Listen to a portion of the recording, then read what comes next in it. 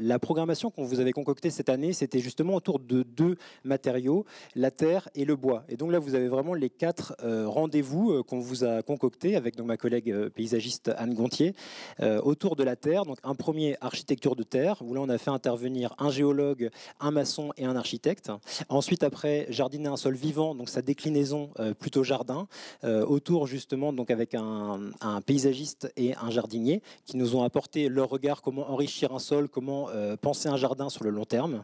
Aujourd'hui, architecture de bois, avec donc 4 intervenants que je vais vous présenter juste après. Et le dernier, l'arbre vivant, donc ça sera le rendez-vous du mois de novembre.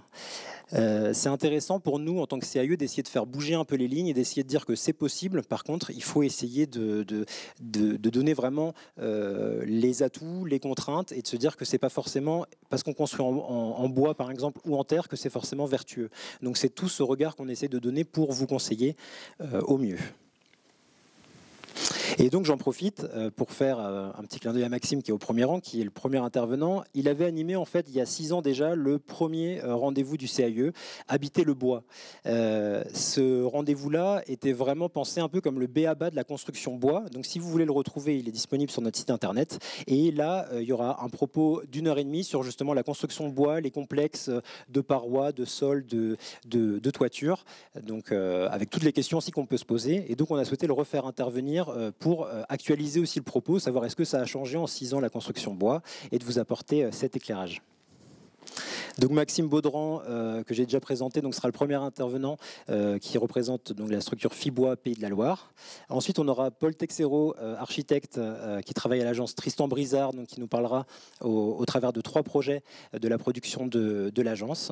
Et ensuite, une présentation couplée avec François Massin-Castan, donc architecte à l'atelier du ralliement, qui nous présentera 2 projets, dont le dernier en fait a été co-conçu avec Simon Julien, donc qui est charpentier à la SCOP Tiers Habitat. Et donc là, ce qui nous intéressait, c'était vraiment ce travail de tuilage entre l'architecte et justement le charpentier au niveau de la technique, comment réussir à faire un projet de qualité et répondre justement des 2 côtés aux enjeux de la construction bois.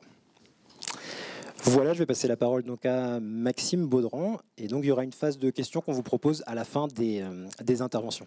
Bonjour à toutes et à tous. Donc Maxime Baudran, je suis prescripteur chez Fibois, qui est en fait l'association de la filière forêt-bois en Pays de la Loire. Et merci aussi au CAE de Loire-Atlantique de m'inviter pour la seconde fois. J'avais oublié que j'étais le premier à intervenir il y a 6 ans.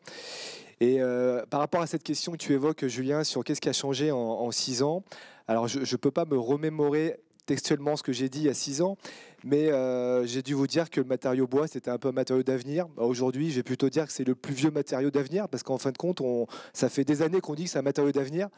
Et aujourd'hui, je dirais quand même que le monde a un petit peu changé, malgré tout. Et dans cet intitulé de mon intervention, j'ai écrit « Construire avec le bois et pas en bois ». Alors c'est volontaire, parce qu'en fait, aujourd'hui, même quand on construit en bois, on ne construit pas que avec du bois. On y associe d'autres matériaux, évidemment. Et aujourd'hui, je vais aussi vous parler d'autres matériaux biosourcés. Alors, c'est aussi la nouveauté, c'est qu'on voit que les autres filières biosourcées se développent en Pays de la Loire. Et je suis aussi ravi, en tant que représentant du bois, de pouvoir aussi associer un petit peu cette logique de filière entre les filières avec un S biosourcé. Évidemment, là, on va parler de paille, de chanvre, entre autres de roseaux, de carton aussi. Il y a Guillaume qui est présent pour représenter la société Batipac. Voilà, on voit qu'en 6 ans, en fait, on a eu une montée en puissance, je dirais, de ces filières, des acteurs. En fait, il y a 6 ans, j'avais aussi une inquiétude sur est-ce que la filière bois est en capacité de répondre à tous ces enjeux, au développement du bois, à la question du carbone aujourd'hui, qui est un sujet prenant. Aujourd'hui, pour moi, c'est plus une question. En fait, la question aussi de savoir est-ce qu'on a la capacité pour construire. Oui, évidemment. Alors, si vous avez des questions, on pourra en parler en détail. Mais voilà un petit peu, je dirais, ce qui a changé. On a fêté cette année aussi nos 10 ans. La photo que vous voyez ici, c'est nos bureaux. Le bâtiment B, qui est pas très loin d'ici, à peu près 500 mètres, voilà, qui est situé juste à côté du parking des machines, pardon. Et ce bâtiment, donc, il fête ses 10 ans. Aujourd'hui, il est encore d'actualité. En fait, il y a 10 ans, quand on l'a construit, on ne parlait pas de E+C- ou de RE 2020, on parlait de RT 2012.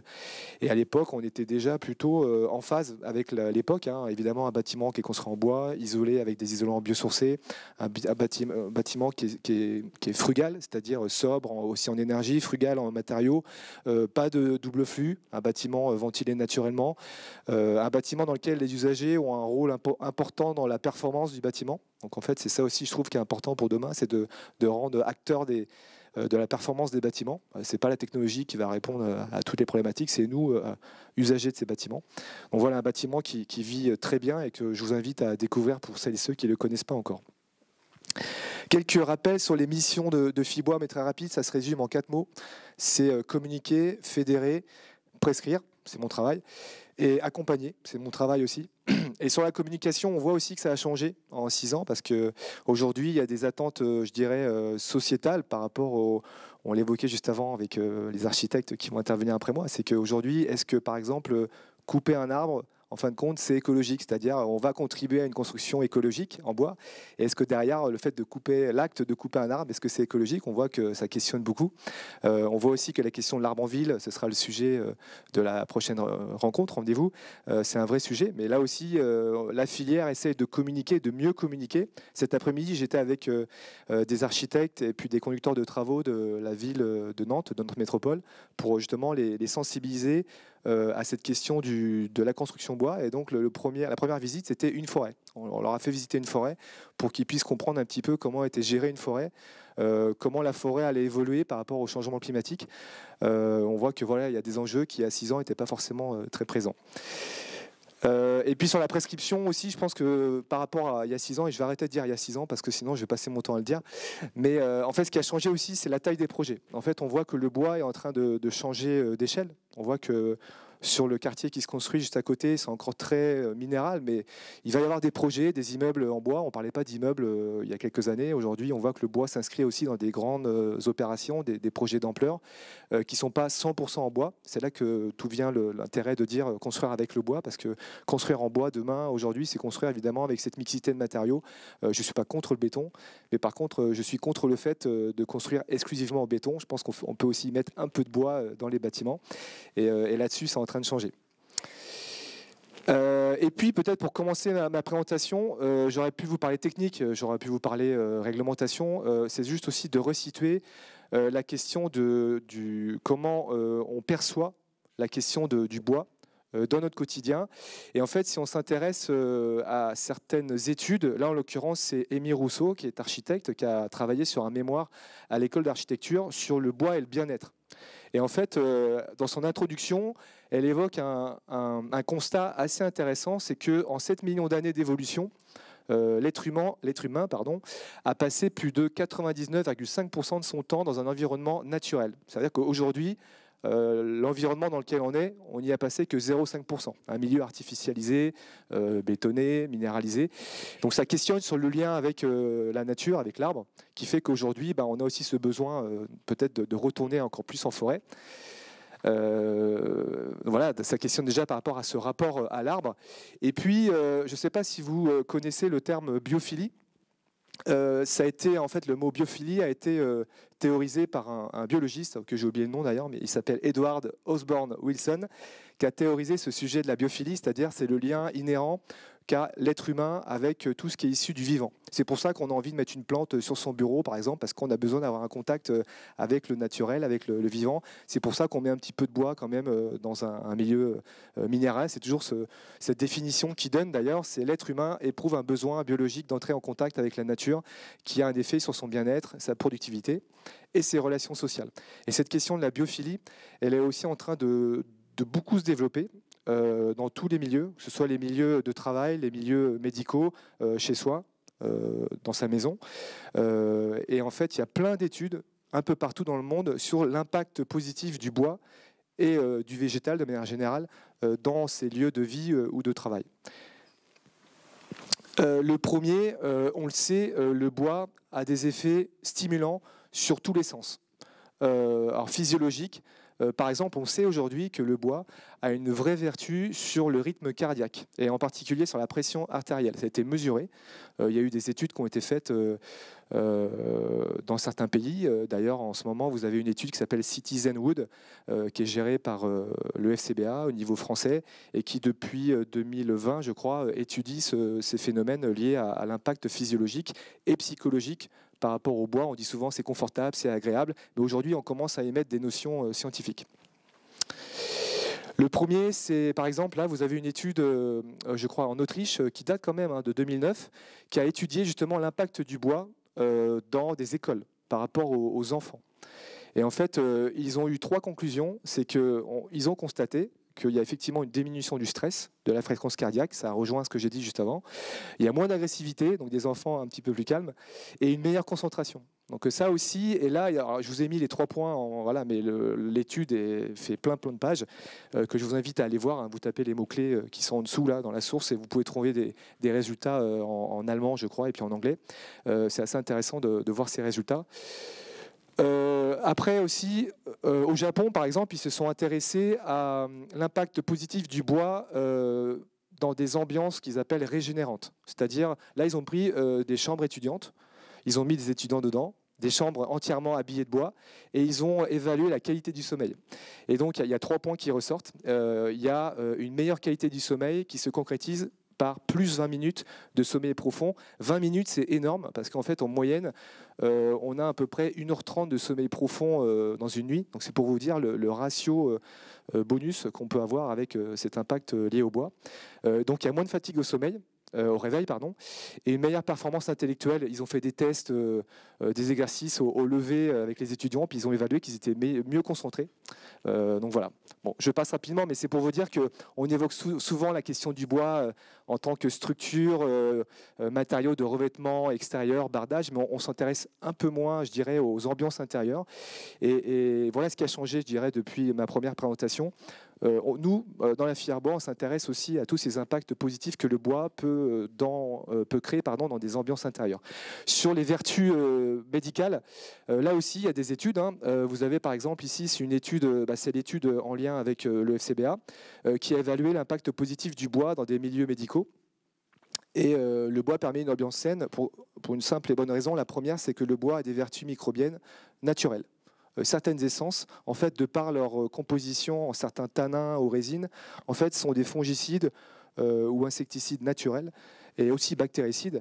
Et c'est pour cette raison que, par exemple, dans l'emballage bois, ces études ont démontré qu'un emballage en bois était beaucoup plus moins nocif, en tout cas, moins vecteur de bactéries qu'un emballage en plastique, par exemple. Meilleure qualité de l'intérieur, oui, si on n'a pas plein de colle ou plein de produits chimiques. Alors, même si le bois, naturellement, est composé naturellement de COV, mais ce sont des COV, je dirais, naturels. J'en dirai pas plus, que là c'est un peu technique et puis j'ai pas les termes scientifiques précis. Et puis là aussi, il y a eu ces études montrent que le bois permet une atmosphère relaxante, calmante, favorable à l'état mental et à la guérison. Et j'ai d'ailleurs eu il y a quelques temps une discussion avec un architecte nantais qui me disait, lui, il préconise le bois aussi en intérieur pour des EHPAD, parce qu'il s'est aperçu, et les maîtres d'ouvrage lui ont confirmé, qu'il y avait moins de médication.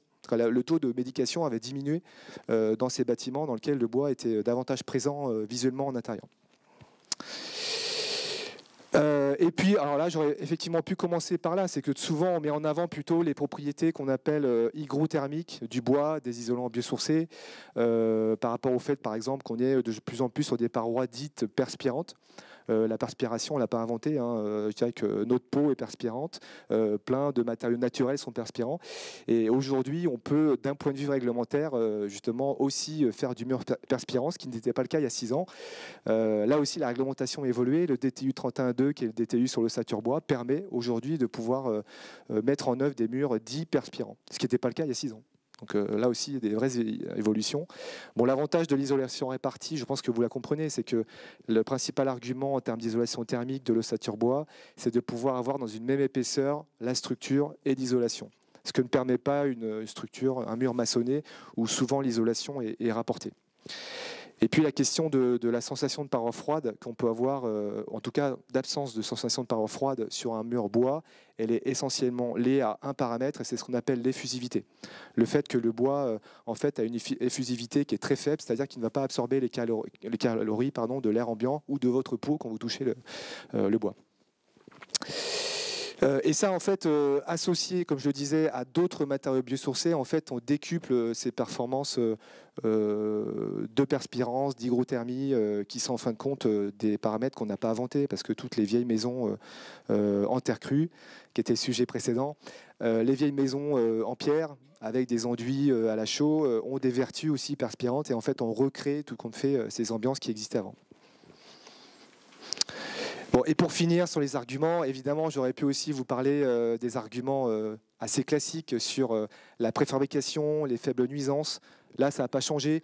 Et je dirais qu'aujourd'hui, c'est même davantage efficient parce qu'on a des entreprises qui sont plus structurées et qui sont en capacité sur des grands ouvrages de mettre en œuvre des éléments complètement préfabriqués.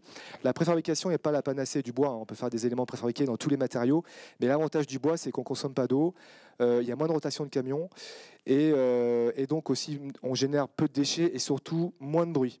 Et dans un contexte urbain qui se densifie, la question des nuisances de bruit, on voit aujourd'hui que sur Nantes, il y a de plus en plus de recours sur des projets immobiliers.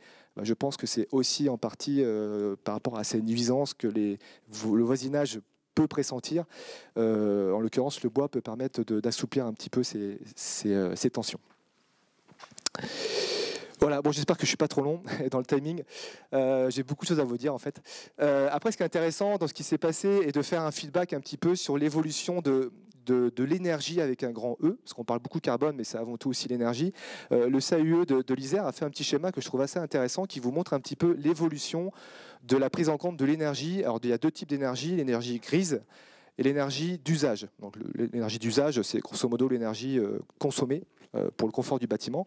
Et on s'aperçoit que, historiquement, si on prend les maisons dites traditionnelles, antérieures au XXe siècle, on a des maisons qui sont très grandes, des maisons qui consomment peu d'énergie grise, parce qu'à l'époque, on utilisait des matériaux qui étaient à disposition localement. D'ailleurs, certains disent qu'on faisait de l'architecture de cueillette, c'est assez vrai. Mais par contre, on avait des bâtiments qui consommaient beaucoup d'énergie. Et progressivement, on a eu la construction dite industrielle, conventionnelle du XXe siècle, qui a explosé tous les compteurs. Encore plus d'énergie grise, aussi un peu plus d'énergie consommée. Les RT sont arrivés suite au choc pétrolier dans les années 70 et progressivement, jusqu'à fin des années 90, début 2000, on a été de plus en plus vertueux jusqu'à l'RT 2012 d'un point de vue énergétique et on a du coup rabaissé cette énergie d'usage, mais on était encore assez mauvais en énergie grise. Et là est venue la RE 2020, qui aussi ramène cette question du carbone et de l'impact carbone, donc l'énergie grise, des matériaux qu'on va pouvoir utiliser dans la construction. Et je trouve que ce schéma résume assez bien justement l'histoire de la construction. Sur l'aspect carbone, on voit par exemple que la ville de Nantes Métropole a un objectif d'être territoire zéro carbone d'ici 2030. On sait que pour être vertueux et être neutre en carbone en 2050, il faut que chacun d'entre nous ait une empreinte carbone de 2 tonnes. Aujourd'hui, on est plutôt à 10 tonnes, hein, c'est la moyenne. Je ne sais pas si vous connaissez ce schéma, pardon, je suis devant, mais grosso modo, on voit que le transport est le plus impactant. On voit que ce qui nous concerne, entre guillemets, nous, professionnellement, la construction, on est plutôt au 3e rang sur Je me loge. Donc on voit que ça représente à peu près 19%. 23%, c'est l'alimentation et à peu près 26% donc les déplacements. Donc moi, je vais me cantonner à la partie logement. Après, les autres parties, c'est plutôt des convictions personnelles, on va dire. Mais ça montre que quand même, le bâtiment est très contributeur justement à ces gaz à effet de serre. Et il y a un gros travail à faire. Et vous le savez sans doute, hein, à 2050, le bâtiment doit être neutre en carbone. L'ARE 2020, en fin de compte, est la traduction réglementaire de cette feuille de route. Et progressivement, on voit effectivement que tous les 3 ans, on va avoir des seuils carbone qui vont diminuer. Je pense que vous le savez déjà. Mais en tout cas, on sait ce qu'on doit faire. Donc maintenant, il faut le faire. La filière bois dans tout ça, d'un point de vue carbone, ce qu'il faut retenir, c'est 3 S. c'est que grosso modo, on a dans la filière bois 3 atouts. C'est la capacité de la forêt, de l'arbre à séquestrer du carbone par photosynthèse, le premier S. Le second S, c'est ce qu'on appelle le stockage. C'est qu'une fois que le carbone est séquestré, il faut le garder. Et pour le garder, il faut privilégier des usages dits longs. Et la construction est le meilleur moyen de stocker durablement du carbone dans les matériaux. Donc privilégier les usages longs, et c'est ce que dit d'ailleurs la SNBC, c'est de privilégier les usages longs pour les matériaux de construction qui sont en capacité de stocker le carbone. Et le troisième S, c'est l'effet substitution. J'accélère parce que je crois que je suis un petit peu en retard. L'aéro 2020, je l'ai évoqué, donc je ne vais pas revenir dessus. Ça, du coup, je vais avancer. Peut-être vous dire quelques mots sur la ressource, la forêt. C'est qu'aujourd'hui, on est dans une dynamique de capitalisation de la forêt. Depuis 200 ans, elle a été multipliée par 2. Donc aujourd'hui, évidemment, on n'est pas dans un phénomène de déforestation, comme c'est le cas dans d'autres pays plutôt tropicaux. Après, la question est de savoir dans quel état est notre forêt aujourd'hui. Et effectivement, il y a des évolutions à venir en termes d'adaptation au changement climatique. Donc la filière s'y attelle, mais je n'ai pas forcément le temps de vous en parler beaucoup là dans ma présentation, mais on pourra en discuter après si vous le souhaitez. Mais toujours est-il que la forêt, elle a 3 enjeux, c'est-à-dire qu'elle a 3 rôles essentiels. C'est évidemment environnemental, être un lieu de biodiversité, mais aussi un rôle économique, c'est important. Le fait de mettre une forêt sous cloche ne va pas résoudre le problème de réchauffement climatique, ça va plutôt l'aggraver parce qu'on va continuer à construire et on ne le fera pas en bois et on le fera avec d'autres matériaux. Donc autant le faire en bois mais de manière vertueuse. Et le social, il est particulièrement vrai depuis cette période post-Covid où chacun d'entre nous on était content d'avoir un lieu de forêt ou de nature proche de chez nous pour aller nous promener. Donc on s'est rendu compte du rôle social aussi de la forêt. J'avance rapidement, je vais faire j'avance pour être... voilà. Quelques infos que je voulais quand même vous passer, c'est la question, on me pose souvent la question, oui mais construire en bois, est-ce que c'est local? Est-ce que ça vient de ressources locales? Je dirais oui et non. En fait, aujourd'hui, si de manière assez basique, dans la filière bois, on va structurer 3 usages principaux, ce qu'on appelle le bois d'œuvre, le bois d'énergie et le bois d'industrie. Sur le bois d'œuvre, qui est la matière première de construction, aujourd'hui, on est à peu près à 65% de bois français. Il y a 6 ans, je vous aurais dit beaucoup moins, sans doute. Donc là aussi, il y a une dynamique positive, pas pour des questions de ressources, mais c'est un jeu d'acteurs. En fait, aujourd'hui, on a eu beaucoup d'investissements dans l'industrie du bois, qui permet aussi de pouvoir mettre, entre guillemets, sur le marché des produits conformes et aptes à l'utilisation dans le bâtiment. Le bâtiment aujourd'hui est très normalisé, réglementé, et le bois doit se conformer à cela, et les entreprises industrielles doivent être en capacité de proposer des produits adaptés. Et ça bouge assez vite, et ça permet justement d'avoir des possibilités de substitution en produits français. Vous avez par ailleurs une marque qui s'appelle Bois de France, qui est un label, qui permet par exemple de garantir la provenance du bois simplement en faisant appel à ce label. J'avance. Vous me dites combien de temps il me reste ? Ok. Alors en quelques minutes, il y a 6 ans, j'avais dû vous le dire, donc je ne vais pas revenir dessus, c'est qu'aujourd'hui, on a 3 grands standards, 3 grands systèmes constructifs. On a l'ossature bois, le poteau-poutre et le CLT, le panneau lamellé croisé. Donc c'est des standards. Donc autant les utiliser parce que c'est ceux qui sont le mieux dotés en référentiel. Ce schéma, vous le connaissez. Ça, c'est un outil, vous pouvez aller voir, qui permet de recenser tous les référentiels des produits construction bois. Et puis, ce qui est nouveau, c'est le fait d'embarquer aujourd'hui aussi d'autres filières biosourcées. Donc, on a toute une famille d'isolants biosourcés. Je ne vais pas tous les citer, mais là, je vous ai mis ceux qui étaient soit fabriqués en Pays de la Loire, soit proches des Pays de la Loire. Et on a déjà de quoi faire. Et on peut déjà embrasser tous les types de formats d'isolants, que ce soit panneaux, vrac, alors bottes, c'est particulier, ou sur les bétons végétaux avec le béton de chambre. Et ça aussi, c'est une vraie nouveauté par rapport à quelques années, c'est qu'on a des filières qui se structurent et qui accompagnent le développement du bois et vice-versa. Donc on s'accompagne mutuellement. Alors, j'ai mis... Pour questionner sur la question du vieillissement du bois, du bardage, du bois en extérieur, je souhaitais rappeler que construire en bois n'est pas forcément synonyme de bardage en bois, je le rappelle. Et pour ce faire, je vous ai montré quelques photos de maisons. Alors j'ai pioché vraiment au hasard. Et vous avez à la fois des maisons comme celle-ci, qui est une maison totalement en ossature bois revêtue d'enduit. Vous avez compris ce que je veux vous dire, c'est qu'en fait vous avez aujourd'hui une diversité de revêtements de façade et la question du vieillissement, du bardage ne doit pas être un frein à l'utilisation du bois en construction parce qu'il y a pléthore de solutions pour barder une maison en bois. Donc voilà, je voulais simplement synthétiser ce sujet comme ça veut dire qu'on n'est pas obligé de mettre du bardage bois. Et même si on met du bardage bois, aujourd'hui on a des solutions de pré-grisonnement qui permettent d'avoir aussi des vieillissements homogènes qui évitent les phénomènes d'auréole qui sont un peu difficiles des fois. J'ai quasiment fini. Et pour finir, je voulais vous donner 2 informations. La première, c'est que du 6 au 15 octobre prochain, Fibois organise ce qu'on appelle un événement qui se nomme Habiter Bois. Le principe est simple, c'est on visite des chantiers ou des réalisations avec les architectes, les maîtres d'ouvrage, les entreprises, pour montrer des constructions en bois, en maisons individuelles, extensions, petits collectifs, c'est un peu la nouveauté, et surtout pour ressentir cette notion de confort que je vous ai dit en introduction. Donc n'hésitez pas à aller voir le programme. C'est un événement qui est aujourd'hui même national. Il y a même des visites ailleurs qu'en Pays de la Loire. Donc n'hésitez pas à aller y jeter un œil. Et puis, alors, avant de parler de ça, alors je vais conclure, et puis je vous dirai l'autre info rapidement. Alors ça, je vous montrais une photo. Alors je ne sais pas si vous connaissez, c'est ce qu'on appelle le street poncing. Le street poncing, c'est en fait du ponçage sur un bardage en bois, et en fait on crée une œuvre, un dessin, et c'est un artiste qui s'appelle LPVDA, qui est spécialisé en ce domaine, qui est un Suisse je crois, et il a réalisé quelques façades un peu partout en France, dont celle-ci, que je trouve intéressante parce que c'est sur une façade extrêmement dégradée qui, je pense, donnait une très mauvaise image du bâtiment.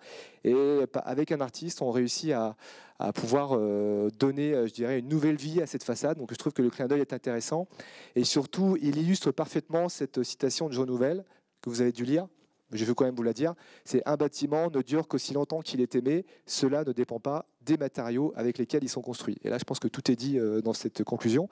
Et ma dernière info très rapide, je vous donne rendez-vous le 23 novembre au bâtiment B, où nous organisons un espèce de mini-salon qui s'appelle Place aux biosourcés, qui, comme son nom l'indique, donnera une place à des acteurs économiques qui proposent des solutions biosourcées. Il y aura, je crois, à peu près 12 ou 14 exposants, donc vous êtes tous invités. Et on aura aussi des temps forts. On aura sans doute une conférence de l'agence Anatomie d'Architecture en fin de journée. On aura d'autres temps forts durant la journée, mais ça, ce sera des surprises. Donc je vous attends le 23 novembre. Merci. Merci Maxime, et merci le CAE tout d'abord pour cette invitation. Donc moi je m'appelle Paul Texereau, je suis architecte à l'agence Tristan Brizard, qui est une petite agence qui est située à Nantes.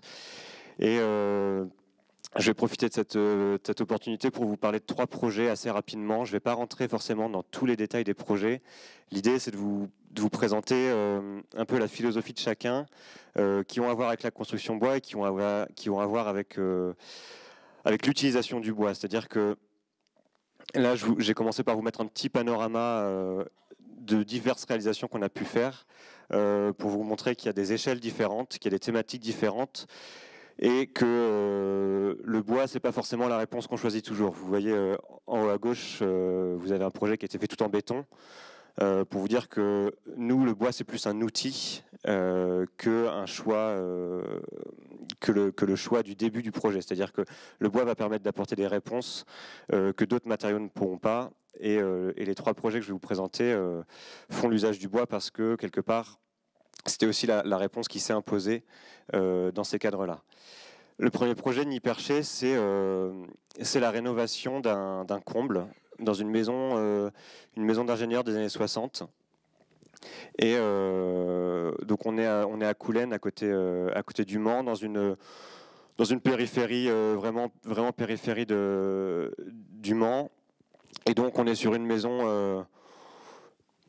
un gros pavillon des années 60, comme on peut en voir beaucoup en zone périurbaine, avec généralement des jardins assez grands, des plantations qui ont pu, avec le temps, devenir assez importantes, et du coup assez qualitatives, et voilà, sur des maisons qui, elles, n'ont pas forcément une qualité architecturale particulière, mais on est dans des contextes qui sont quand même assez arborés et assez plaisants.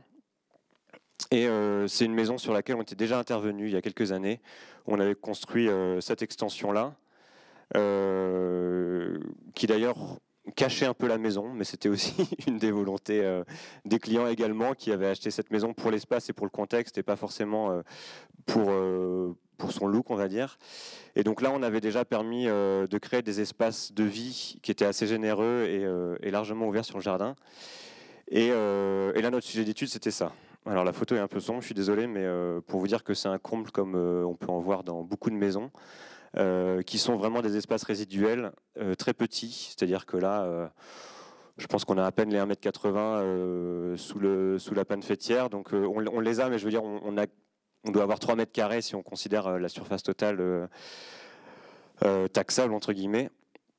Et donc vous voyez, on vient se nicher vraiment sous le toit de la maison. Je suis désolé, le plan sort un peu clair, mais vous avez l'idée. C'est-à-dire qu'on a le niveau de rez-de-chaussée, le R+1, et puis ce petit comble qui était inutilisé. Et la commande, c'était d'en faire une petite suite, un petit logement qui puisse accueillir des amis, qui puisse avoir une certaine indépendance, et donc qui puisse finalement offrir un espace de vie supplémentaire dans cette maison. Et je vous ai mis un petit plan ici. Donc ça a demandé une petite reconfiguration, notamment pour venir dégager un accès qu'on n'avait pas à l'époque, puisque c'était un comble qui était non accessible. Et puis on a réussi à dégager une chambre, quelques rangements, et puis un petit coin d'eau avec un toilette et une douche. Et ce projet, je le présente aujourd'hui sur la thématique du bois, parce que le bois ici a permis d'avoir un matériau qui est relativement léger par rapport à d'autres matériaux de construction, notamment par rapport à la maçonnerie ou l'acier, et donc qui a permis d'intervenir sur une structure déjà existante sans avoir de renfort à faire sur notamment les fondations de la maison, sans quoi le projet n'aurait pas du tout été viable. Et puis c'est également la possibilité de préfabriquer des éléments, de travailler au sur-mesure dans un contexte assez contraint, et donc finalement de pouvoir vraiment glisser cet espace construit à l'intérieur de ce comble-là. Et puis, comme vous voyez un petit peu sur les coupes, une des interventions majeures, ça a été la création de cette très grande verrière ici, qu'on a volontairement extrudé un petit peu de la toiture pour maximiser en fait l'espace utile de cette partie-là, et donc augmenter le volume, pouvoir se tenir debout, retrouver des usages. Vous voyez notamment le lavabo ici qui dégage cette surface-là. Et donc ça a forcément un impact assez conséquent sur la maison, mais encore une fois, ce n'était pas un problème, c'était aussi une volonté de dire cette intervention, architecturalement, elle a un impact, elle est visible, et on l'assume parce que, comme la première extension avait eu cet impact assez significatif sur la construction. Donc je vous ai mis quelques photos de chantier pour vous rendre compte aussi de ce que c'est que d'intervenir comme ça sur la structure. Donc là, on voit que la couverture en tuile a été retirée. Donc on retrouve la structure d'origine, c'est-à-dire les lithos, les chevrons et les pannes qui sont en dessous. Et là, c'est une photo qui est assez rigolote dans la temporalité du projet, parce qu'en fait, toute la couverture avait été enlevée, et donc ils ont seulement bâché pour que ça prenne pas la pluie. Et en fait, on se rend compte que les petits tasseaux qu'ils ont mis sur la bâche pour la maintenir contre le vent reprennent exactement le dessin de la verrière qu'il va y avoir après. Donc on avait une sorte de maquette un peu à l'échelle 1 de ce qu'allait devenir le projet. Et puis là, vous avez quelques photos à l'intérieur pour vous montrer le volume qu'on récupère. On a un élément de charpente ici qui a été modifié, que vous voyez au milieu, c'est-à-dire qu'il y a un arbat qui a été découpé et rehaussé. Cette verrière qui apporte du coup énormément de lumière, on est orienté ici plein est. Donc finalement, on a un verrière qui est traité contre les surchauffes, mais on a aussi une orientation qui est relativement favorable, c'est-à-dire que c'est plutôt le soleil du matin. Donc on ne va pas avoir les surfaces de la mi-journée, les surchauffes de la mi-journée ou de la soirée. Et puis on est quand même dans un contexte largement arboré, donc on a une certaine protection, et puis on a aussi un cadre visuel qui est assez incroyable. Et c'était l'idée de se dire qu'on a créé un espace où l'espace lui-même nous a contraints, mais aussi c'est quelque chose qu'on apporte dans la réflexion, de se dire qu'on est en dehors des standards, c'est-à-dire que une chambre, une salle de bain, une toilette, c'est pas forcément un petit espace blanc carrelé comme on a souvent en tête, ou comme on peut l'avoir un peu par réflexe, et de se dire que là, l'espace contraint nous impose de faire des choix qui sont pas forcément les choix habituels, mais qui finalement permettent la création de cet espace un peu multiple et offrent malgré tout des qualités d'usage. Donc le bois est partout, c'est-à-dire que la structure a été faite en bois, le mobilier a été fait en bois également. Voilà, là on a un petit filet de protection sur la trémie d'escalier. On a un Velux qui permet aussi une ventilation traversante du local, donc on peut ouvrir et la verrière et le Velux pour surventiler. Et puis là, vous voyez, il y a un petit sanitaire et une douche. Donc c'est des espaces qui sont ouverts, qui communiquent, mais quelque part, comme c'est une sorte de suite, on n'a pas vraiment besoin d'autant d'intimité qu'on pourrait l'avoir au rez-de-chaussée d'une maison. Et puis on a des espaces qui sont assez atypiques, c'est-à-dire qu'on a une douche ici qui est totalement ouverte sur la cime des arbres. Et puis de la même façon, on a un toilette qui est voilà, qui sort totalement de l'ordinaire, mais qui finalement a des qualités qu'on ne retrouve pas du tout dans un toilette classique. Bon voilà, c'était plus un peu pour l'aspect assez cocasse de cette photo-là, mais c'était pour vous montrer que ici le bois a permis cette intervention très spécifique, et puis aussi d'être travaillé au fur et à mesure du projet, de pouvoir être fait sur mesure. Rapidement, je vais vous présenter un deuxième projet. Donc là, on est dans un contexte, on est à Nantes. Donc là, contexte vraiment métropolitain, très urbain. Et on intervient encore sur un bâtiment assez compliqué. On a eu un chantier là qui a été compliqué parce qu'on est en cœur d'îlot. Le premier niveau de la maison est un R+1, donc on n'est pas sur un rez-de-chaussée. Et puis en fait, on est quelque part en second rideau par rapport à la rue. Donc là, vous avez l'emplacement du projet. Vous voyez, on est à quelques pas de la place Gralin. Je zoome un peu, et puis on est sur une ancienne. Donc vous voyez qu'on est en deuxième rideau, c'est-à-dire qu'il y a une première façade et puis un premier bâtiment qui donne sur la rue, et puis nous, on est derrière. Et puis on était sur un bâtiment qui avait été aménagé, une sorte de studio de photographe, donc complètement aveugle, puisqu'on est entouré de 3 murs mitoyens, et puis de l'autre côté on a les voisins. À part cette fenêtre qui est là et qui, à mon avis, ne devrait pas être là, puisqu'elle ouvre sur un mitoyen, donc ça a été fait sur des failles du système, mais elle n'est pas vraiment à sa place, et donc un éclairage qui était seulement fait par le toit, par une sorte de grande verrière comme ça qui baignait l'espace. Alors une architecture assez atypique de l'époque, très travaillée sur cette charpente qui se déplie dans l'espace et qui offre des espaces en mezzanine avec une lumière. On comprend un peu aussi l'aspect photographique du lieu, hein, cette grande lumière par le haut, mais quelque part qui était assez peu vivable en l'état, c'est-à-dire que à moins de ne pas être claustrophobe du tout, on vit sans aucune vue sur l'extérieur. Et donc là, vous avez la coupe du projet en état existant. Donc vous voyez, on accédait par ici, enfin on accédait par la rue, on montait, on arrivait par ici, et puis vous avez cette charpente avec la verrière en haut.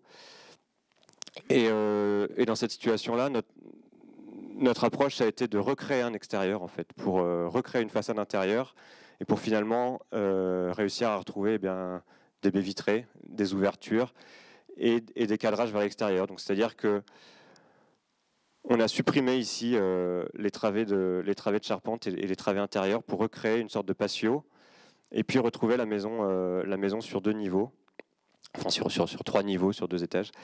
Et puis on a créé sur le mur du fond ici un grand canon à lumière qui permet de rapporter de la lumière sur la partie la plus encaissée du rez-de-chaussée quelque part. Donc là, le bois, encore une fois, qui s'est présenté comme la solution, dans le sens où, un peu pour les mêmes questions que tout à l'heure, c'est-à-dire qu'on a un matériau structurel qui est relativement léger, on a conservé tout de même des éléments de charpente qui sont ceux que vous avez ici, qui étaient des éléments de la charpente existante. Donc l'idée, c'était pas non plus de faire la tabula rasa et de tout enlever en se disant on repart à neuf, c'est de se dire qu'est-ce qu'on peut conserver. Donc on a des hauteurs de plancher qui ont été définies par cette charpente-là. Et puis la capacité de pouvoir amener des éléments préfabriqués par grutage, donc au-dessus du bâtiment mitoyen jusqu'en cœur d'îlot, et notamment les éléments de façade. Et donc en fait on part de cette vue-là et on arrive à cet élément-là. Donc on a vraiment quelque part créé par soustraction. on a ôté une partie du bâtiment et on a recréé ce patio intérieur qui permettent du coup d'ouvrir assez généreusement en fait les espaces de vie dans un contexte qui est quand même très dense et très contraint, comme vous pouvez le voir. Donc là, on zoome un peu. Donc on a choisi quelque part de travailler avec le bois jusqu'au bout, c'est-à-dire que tout le bardage de ce patio, on l'a travaillé en bois aussi, mais que celui-ci, on a lasuré en blanc. L'idée étant de maximiser en fait la réflexion de la lumière et d'apporter le plus de lumière sur les espaces intérieurs. Et puis vous avez ici la coupe du patio, enfin la vue du patio sur sa hauteur en fait. Donc on recrée des ouvertures qui sont quand même très généreuses, c'est-à-dire qu'on a la possibilité de vivre dedans dehors, avec ces baies qui s'ouvrent assez largement, des ouvertures sur les chambres à l'étage qui sont tout aussi généreuses. Et puis finalement un paysage intérieur assez particulier, hein, ça reste quelque chose d'assez atypique mine de rien, parce que la contrainte du lieu fait qu'on ne peut pas ouvrir exactement sur des paysages urbains, mais malgré tout c'est un espace extérieur en plein centre-ville qui n'existait pas au début du projet. Donc là vous avez ce canon à lumière qui vient éclairer la zone de la cuisine et puis la table à manger qui sera positionnée en dessous, et puis qui va permettre d'éclairer aussi un peu les circulations des étages. Et puis là, une vue d'une chambre, pour vous montrer aussi que le matériau bois, c'est un matériau que nous, on aime aussi en tant que fini intérieur, c'est-à-dire qu'on n'a pas un élément qu'on utiliserait pour la structure, un élément qu'on utiliserait pour le parement, c'est-à-dire qu'à des moments, c'est la même chose, et on profite des qualités plastiques, esthétiques, hygrométriques, enfin tout ce que Maxime a pu évoquer dans la présentation précédente, pour retrouver du bois en intérieur. Et limiter aussi l'utilisation des doublages ou des placos ou de toutes ces choses-là, en tout cas sur les parois qu'on peut. Voilà, donc ça c'était 2 projets, et puis là je vais vous présenter un dernier projet qui là pour le coup est dans encore un 3e contexte, c'est-à-dire qu'on est en milieu totalement rural, on est dans un espace assez privilégié parce qu'on est entre la baie de Quiberon et le golfe du Morbihan, donc on est à Arzon, donc la petite péninsule que vous avez là, donc là c'est quand même un contexte assez incroyable. Et puis donc on n'est pas sur le front de mer, on est plutôt dans les terres. Et puis à travers ce projet, je voulais aussi évoquer un questionnement qu'on a à l'agence, enfin en tout cas que j'ai voulu présenter à travers les 3 projets et qui se reflète bien dans ce projet-là. C'est la question aussi il y a la question du carbone dont parlait Maxime avant, mais il y a aussi la question de l'artificialisation des sols. Pardon. Et les normes vont de plus en plus nous contraindre à limiter notre impact sur les terres naturelles. Et donc à se poser la question de qu'est-ce que c'est que construire et où est-ce qu'on construit. Et donc les 2 projets précédents, c'était cette volonté de se dire construire un petit studio pour des invités ou pour des amis. Finalement, c'est peut-être pas reconstruire une cabane au fond du jardin, mais c'est peut-être exploiter une surface qui est déjà présente dans la maison, donc le comble. Cette maison à Nantes, c'était de se dire un bâtiment qui a priori semble contraint ou pas forcément habitable tel quel, et bien malgré tout avec de la matière grise, on arrive à en faire une habitation.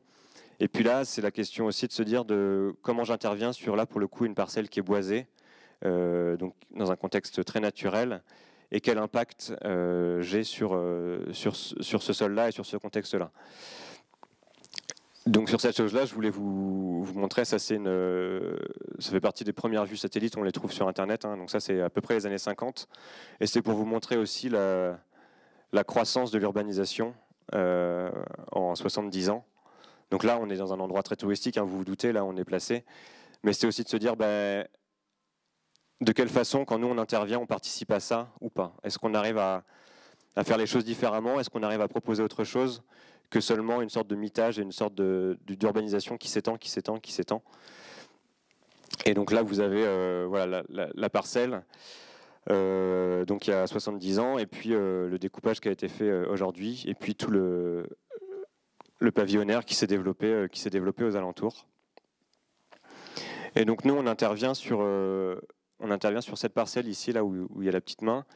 Donc on retrouve là en orange, vous avez en fait le cadastre, le plan cadastral, qui témoigne par ces grandes lanières de l'ancien cadastre, c'est-à-dire à l'époque où c'était encore des champs. Et donc on voit que cette lanière, elle a déjà été découpée en 3 parcelles. Donc on a 2 petites parcelles et puis une parcelle en fond, les 3 étant, comme vous le voyez, assez boisées. Et puis on a cette photo qui vient après, qui est la photo dans l'état actuel. C'est-à-dire que les deux premières parcelles ont été construites par des constructeurs ou par des maisons, on va dire, un peu classiques, comme toutes celles qu'on trouve autour. Donc, c'est-à-dire que là, pour le coup, la parcelle a été défrichée totalement. On a tout mis à plat et puis on a posé une maison dessus. Et puis nous, la maison qu'on a faite, je ne suis pas sûr que vous la voyez, elle est sous ma main là. Et en fait, on a essayé de se dire, nous, c'est pas ça qu'on veut. En fait, on est sur une parcelle qui est boisée, donc avec des qualités certes paysagères, mais aussi de vie, c'est-à-dire qu'on le voit en ce moment, une place minérale où vous n'avez pas un arbre, les étés de canicule, ça devient compliqué. Donc là, on a ce masque solaire qui est là par défaut. Et puis ça, c'est des vues infrarouges. Alors, elles sortent pas bien à la projection, mais c'est des vues infrarouges qui permettent qui sont beaucoup utilisées pour le recensement des forêts, et ça permet de témoigner en fait de la qualité végétale des sols. Et donc, comme les arbres renvoient en fait les infrarouges, et plus c'est rouge, plus on a une qualité de végétation qui est intéressante. Et donc, on voit en fait que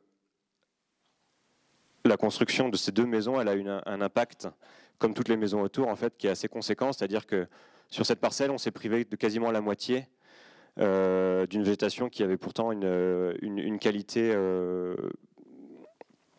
importante, et notamment, vous vous doutez de tout ce que ça implique sur le réchauffement climatique, sur l'artificialisation des sols.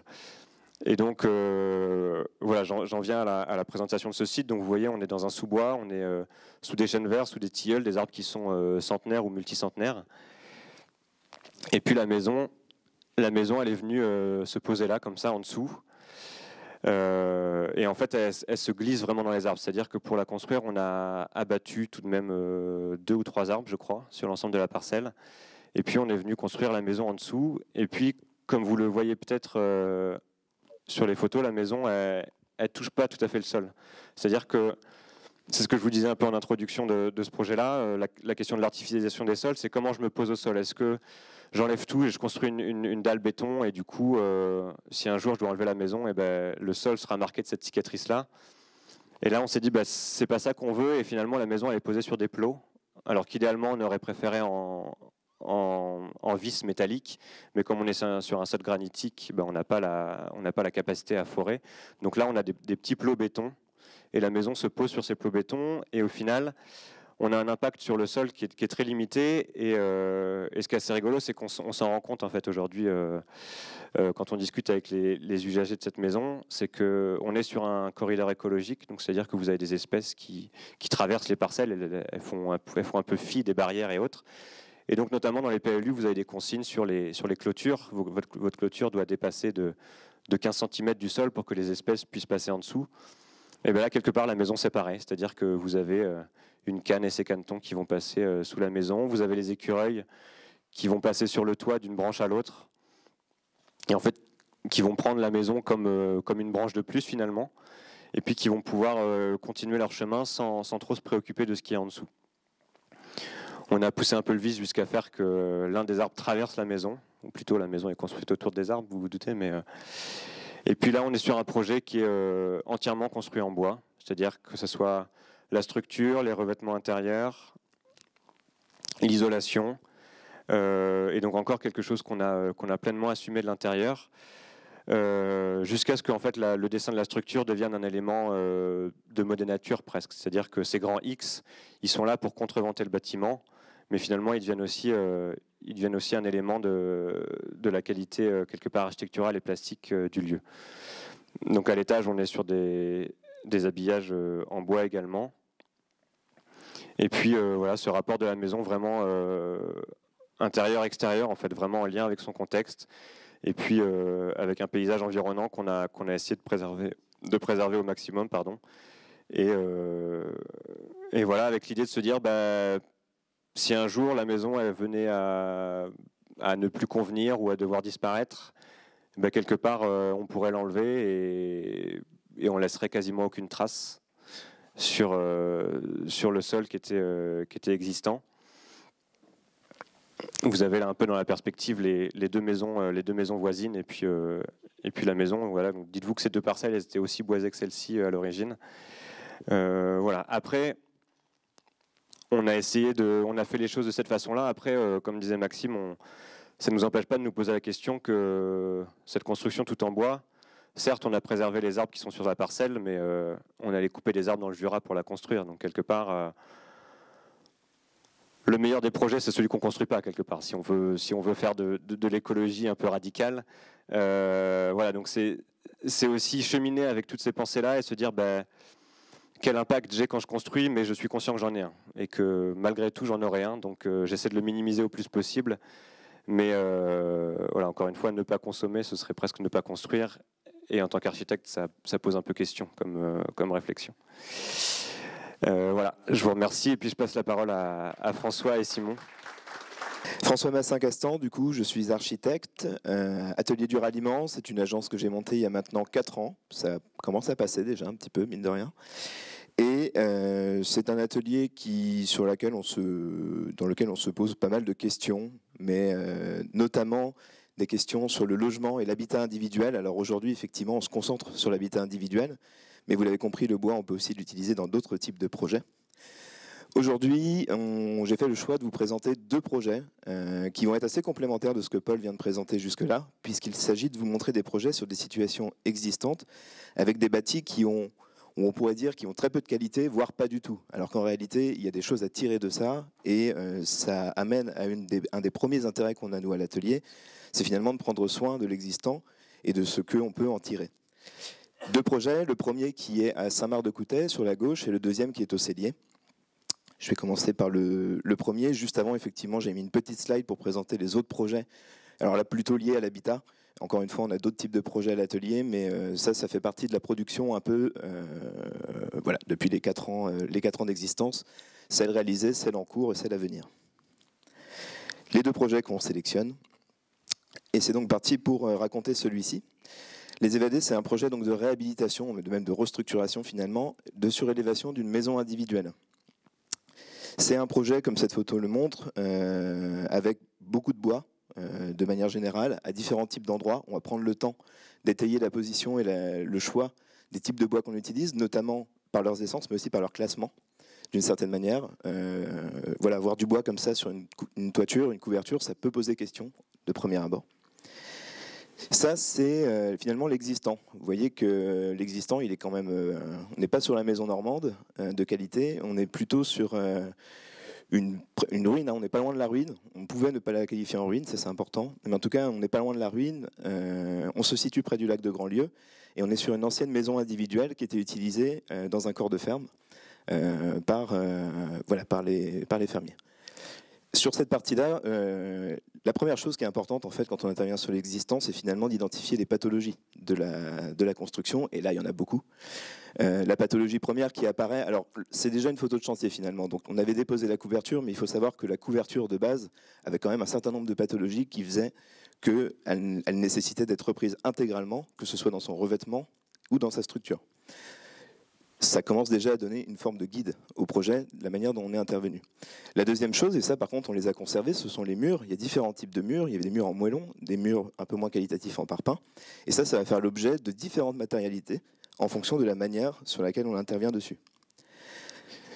Cette coupe, elle montre le projet tel qu'il a été réalisé. Il y a plusieurs choses qu'on peut voir là-dessus, notamment que la surélévation elle vient se poser un petit peu comme un chapeau sur une structure maçonnée, sur laquelle on retrouve un certain nombre de différentes épaisseurs. Par exemple, les 2 murs de gauche qui sont ici et là, on est bien sur les épaisseurs de moellon, là où sur ce mur-ci, on est plutôt sur du parpaing.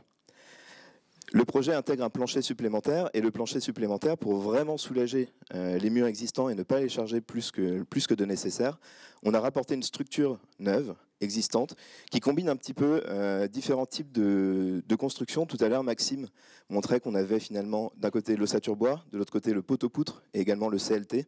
Vous ne verrez pas de CLT ce soir avec moi. Et là, par contre, on fait une combinaison du poteau, de la poutre et du mur ossature bois. Je vous ai mis une photo qui est un peu moins saillante que quand on est en construction bois, mais c'est juste pour rappeler qu'effectivement, le bois, pour pouvoir l'utiliser, notamment en structure, il nécessite d'avoir des supports qui sont de qualité. Et ces supports, les reprises qui sont nécessaires, ici ont été réalisées par branchage et ont permis de retrouver un niveau, finalement le point zéro de la surélévation, on pourrait dire, pas le point zéro du projet, mais sur lequel on vient poser cette forme de chapeau. Ici, je vous montre également un autre type de support, c'est tout simplement une longrine, un mur de fondation, sur lequel on est venu, si on reprend la coupe juste avant, poser le mur rideau qui se situe ici. Cette emprise-là, c'est la seule emprise au sol que nous avons créée des deux projets que je vais vous montrer. Et ça amène à une problématique que nous, on a dans notre travail, et ça rejoint finalement celle de Paul sur la question de l'artificialisation des sols. C'est finalement, c'est dur à dire, c'est finalement que aujourd'hui, cette construction-là, on aurait pu très bien dire qu'elle avait assez peu de qualité, tout recommencer. Elle est là, elle a une emprise au sol existante, elle est posée sur un sol qui a, entre guillemets, déjà perdu quelques qualités. Et le fait de la réutiliser, le fait d'utiliser son emprise au sol, vient limiter l'artificialisation des sols d'une maison qu'on aurait faite ailleurs, en supplément avec les surfaces qu'on existe. Là, ici, on a bien donc ce support qui va être utilisé pour faire un jardin d'hiver. Ça fait 15 mètres carrés et c'est l'emprise au sol que l'on crée dans le cadre de ce projet. Puisque tout le reste va reposer sur les structures existantes. Toujours une photo de chantier. Alors ce chantier-là, on l'a entre guillemets monté in situ, c'est-à-dire que l'ensemble des pièces de bois sont arrivées à la main et il n'y a pas eu ce qu'on appelle de levage, ce qui nous permettra de comparer avec le projet d'après. L'ensemble des pièces ont été montées par les artisans directement sur place, entre guillemets à la main. Ce qui me permet de ramener à une question et un intérêt par rapport au bois, c'est quand même la question de la manutention. Le bois, il a un intérêt quand il est bien conçu, bien anticipé, à être manuportable et utilisable sur site, sous certaines évidemment limites. Au-delà de ces limites-là, on va avoir tendance à utiliser des outils de levage et ça nous permettra de faire la transition avec le projet d'après. Donc ici, il y a un truc qui s'est passé qui était un peu drôle à ce moment-là du chantier, c'est que la forme qui vous a déjà peut-être intrigué, là on commence à la voir à travers ces murs de refend qui dessinent, certains les appelaient les montagnes, au milieu de ces forêts-là. Effectivement, on est à côté du lac de Grandlieu, donc ça n'avait pas grand-chose à voir, mais voilà, il y avait ce moment un peu étonnant dans le paysage de ces formes-là. Je vais revenir dans le projet sur qu'est-ce que ces espaces abritent, évidemment, dans le cadre de l'habitat. Un petit peu plus loin dans le chantier, environ 2 semaines après, on commence à voir la volumétrie de ces deux gros espaces habités. Alors nous, dans le cadre du projet, on les a appelés des observatoires. Encore une fois, on est près du lac de Grandlieu. Il y avait une petite référence au cadre ornithologique de ce lieu. Et voilà, on commence à voir ces deux espaces à cet endroit-là. Depuis l'intérieur, à peu près au même moment du chantier, on peut voir justement les deux types de structures que je vous ai évoquées précédemment. D'un côté, un poteau-poutre qui a été rajouté pour venir tenir le plancher futur du R+1. Et puis au-dessus, une ossature bois avec ses murs de refend principaux, intermédiaires et la charpente qui va avec. Tous les creux de l'ossature vont évidemment recevoir l'isolation principale qu'on a réalisée sur ce projet en laine de chanvre. La même photo un peu plus tard, avec du coup une volonté assumée de tenir la structure dans le projet. Alors c'est vrai que ça, le bois, en fait, il a une qualité, il a une élégance dans sa structure, et le fait de pouvoir l'assumer dans le cadre d'une réalisation, c'est quelque chose que nous, en tout cas à l'atelier, on n'hésite pas à utiliser, voire un peu à détourner, puisqu'on a assumément utilisé des pièces un peu particulières pour faire les solives. Il y a quand même des assez grandes portées, et ça, par exemple, ce sont des pièces reconstituées avec une forme de I, un peu inspiré finalement des i métalliques qui ont été laissés apparents pour constituer ce plancher intermédiaire. Je vous remettais également une photo qui n'est pas très loin de l'escalier qui est ici pour faire une transition sur la complémentarité entre le bois et d'autres matériaux. Ça a été évoqué avec Maxime juste avant. Aujourd'hui, là, on peut voir justement cette fameuse ligne point zéro qui est ici, la différenciation entre deux matériaux, un doublage bois en peuplier et en dessous un correcteur thermique en béton de chanvre. Effectivement, à cet endroit-là, on est sur les murs en pierre, et des murs en pierre qui sont quand même déjà bien épais, et l'intérêt d'aller faire un correcteur thermique plutôt qu'une isolation classique présente des intérêts d'un point de vue hygrométrique notamment, mais aussi confort, qualité d'usage, qualité d'ambiance. Je fais juste une toute petite parenthèse sur le béton de chanvre, mais c'est quand même un moment qui est assez intéressant puisque c'est quelque chose qui a été réalisé en chantier participatif, en autoconstruction, et c'est aussi une des qualités de ce matériau qui vient en complémentarité du bois. On a également un projet en ce moment qui a été réalisé avec un terre-chanvre, pour le coup pas en participatif, mais qui va également dialoguer avec le bois dans cet habitat.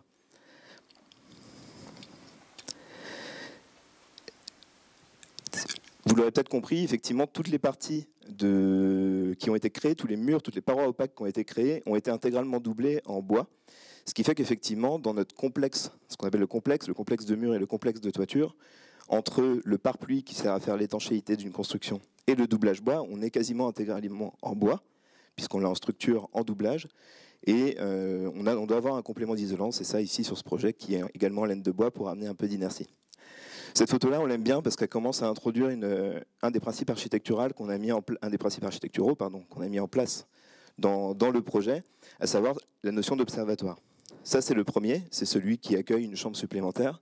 Et vous voyez qu'un ensemble de Velux savamment agencés permet d'avoir un cadrage vers la prairie en ayant des éléments qui sont relativement bas. Je vous remets le plan ici pour vous indiquer qu'effectivement, cette surélévation elle se divise en 3 parties. On a une partie comble ici, un grenier qui permet de stocker un certain nombre de choses. Une double hauteur ici, sur laquelle on retrouve l'escalier que vous pouviez voir. À droite du plan, la partie atelier, c'est celle où on a les plus grands Velux. Et au milieu, finalement, du plan, cela correspond à la photo qui est ici, qu'on retrouve à cet endroit-là.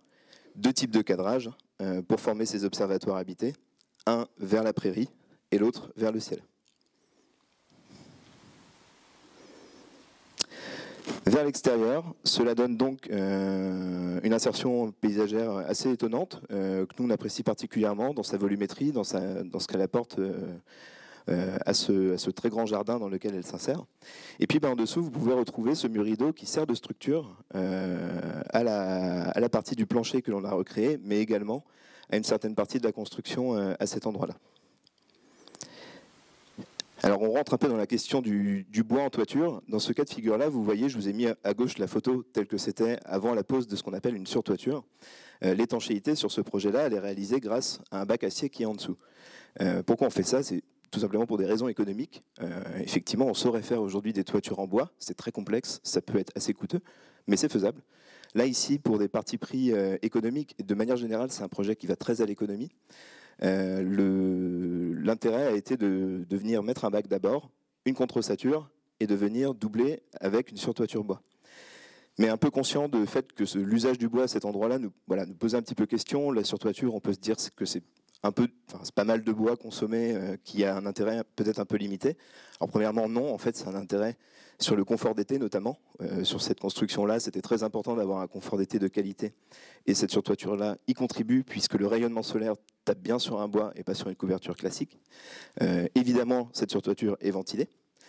Et puis, l'autre facteur sur cette partie-ci, c'est bien de pouvoir avoir une écriture architecturale avec ces lignes qui se distinguent de manière évidente dans le paysage.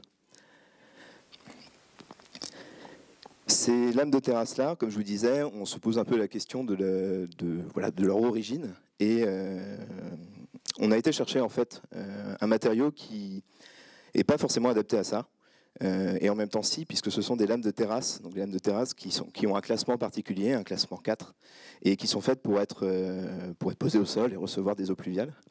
Le fait est que les lames qu'on a utilisées ici, ce sont des lames dites déclassées, donc qui ont perdu pour des raisons ou d'autres leur classement. Ça peut être un impact, ça peut être un défaut sur un autoclave, ça peut être un trou, ça peut être un nœud percé. Et toutes ces lames-là, en fait, nous, dans le cadre d'une surtoiture, puisque l'étanchéité est faite par en dessous, la question finalement de leur aspect, de leur pérennité, en tout cas en tant qu'élément étanche, n'est pas si importante que ça. Et du coup, tout ce qu'on cherchait avec ce revêtement-là, c'était apporter du confort d'été, et cette qualité-là est possible.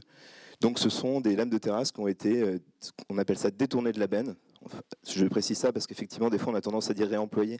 C'est pas tout à fait réemployé, elles n'ont jamais eu d'emploi.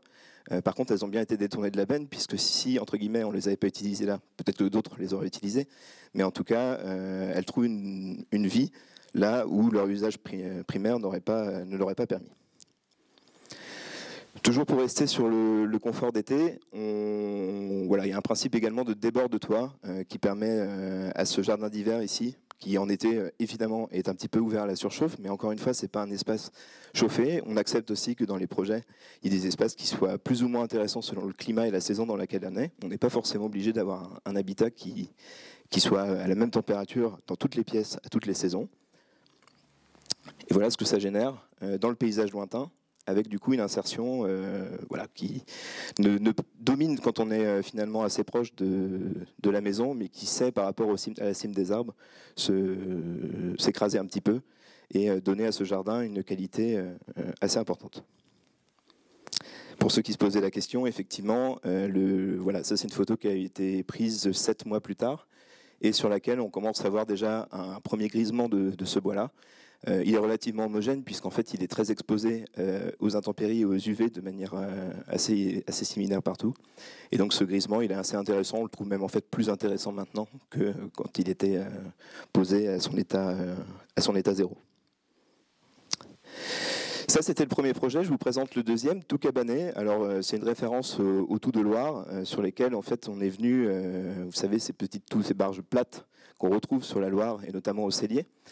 Certaines ont donc du coup cette petite cabane qui vient se poser dessus. Et là, finalement, le principe qu'on a mis en place pour ce projet, il est également même. Alors, c'est un projet qu'on a réalisé en collaboration, et pour nous d'ailleurs, avec Clémence Manson. Donc, c'est un projet à 4 mains. Et en fait, c'est un projet même à plus de mains que ça, puisque Simon Julien de Tiers Habitat, qui interviendra juste après, a été le charpentier de ce projet. Il faut un architecte, il faut une maîtrise d'ouvrage, il faut un charpentier, il faut aussi un bureau d'études. Et du coup, on a eu le bureau d'études VSB, Maxime Vivier, qui nous a accompagnés sur ce projet. Et vous allez voir que, je vous montre celui-ci parce que la collaboration entre tous ces acteurs est très importante pour parvenir à ce projet. L'état initial, aujourd'hui plutôt hier maintenant, c'était cette maison avec une verrière qui n'était pas en très bon état, à savoir qu'elle a été déposée pour être utilisée en serre dans une ville voisine. Et puis donc cette maison, pareil, également en termes de pathologie, assez peu de qualité, à quelques fuites, mais un droit à construire. Elle est là, elle permet de faire quelque chose, et elle pose question notamment d'un point de vue structurel, puisque tous ces murs, en tout cas en partie, étaient relativement solides, mais avec des fondations un peu limites, puisqu'on est posé sur à la fois de la terre et de la roche. Je n'ai pas mis de photo de chantier pour le moment, je vous mets l'état un peu final sur cet endroit-là, en complémentarité avec la coupe, pour vous montrer qu'on est passé d'un projet de plein pied à un projet à 3 niveaux, en sachant que, encore une fois, en comparaison avec le projet d'avant, l'idée est de ne pas créer d'emprise de sol, d'exploiter celle qui existe aujourd'hui, et donc de parvenir à quelque chose qui est, en termes d'artificialisation, je ne vais pas y arriver,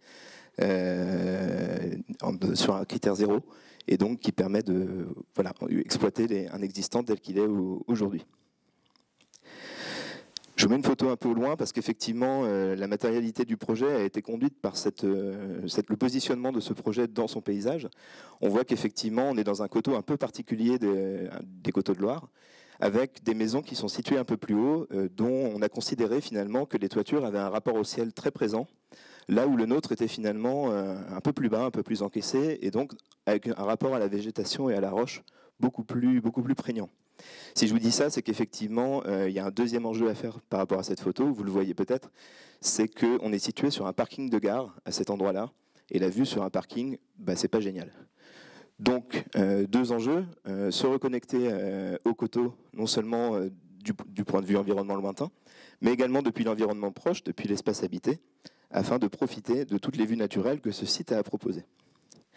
On est intervenu avec une logique de strates. Je laisse encore cette coupe-là à droite pour pouvoir vous montrer qu'il y a différents types de strates. Une première strate qu'on a appelée la strate des mousses. C'est celle qui finalement, à travers des ouvertures qu'on a créées dans le mur existant, c'est des cadrages qui sont assumément ouverts vers des morceaux de roche, des morceaux de mousse, qui créent une ambiance et une atmosphère un peu plus sombre et feutrée finalement, et qui ont une qualité thermique qui est qu'on a isolé par l'extérieur ce morceau de construction, encore une fois existante, Et cette isolation par l'extérieur, en mettant les murs à l'intérieur, génère une inertie qui est très intéressante à différents types de saisons, que ce soit en hiver pour sa rétribution de chaleur ou en été à l'inverse pour la fraîcheur.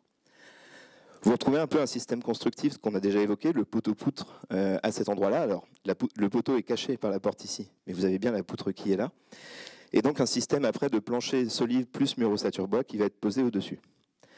Au-dessus, donc, la strate des houppiers, celle qui... donc là, on est déjà dans la surélévation, hein, on est dans le volume 9. Et donc, on cadre volontairement vers les arbres très proches. Donc là, en l'occurrence, un cèdre. Puis de l'autre côté, on a également, on va y revenir, un autre type de paysage qui est dans l'environnement proche. Et cette strate-là, elle a vraiment un intérêt puisque c'est ici que toute la pièce de vie va se faire.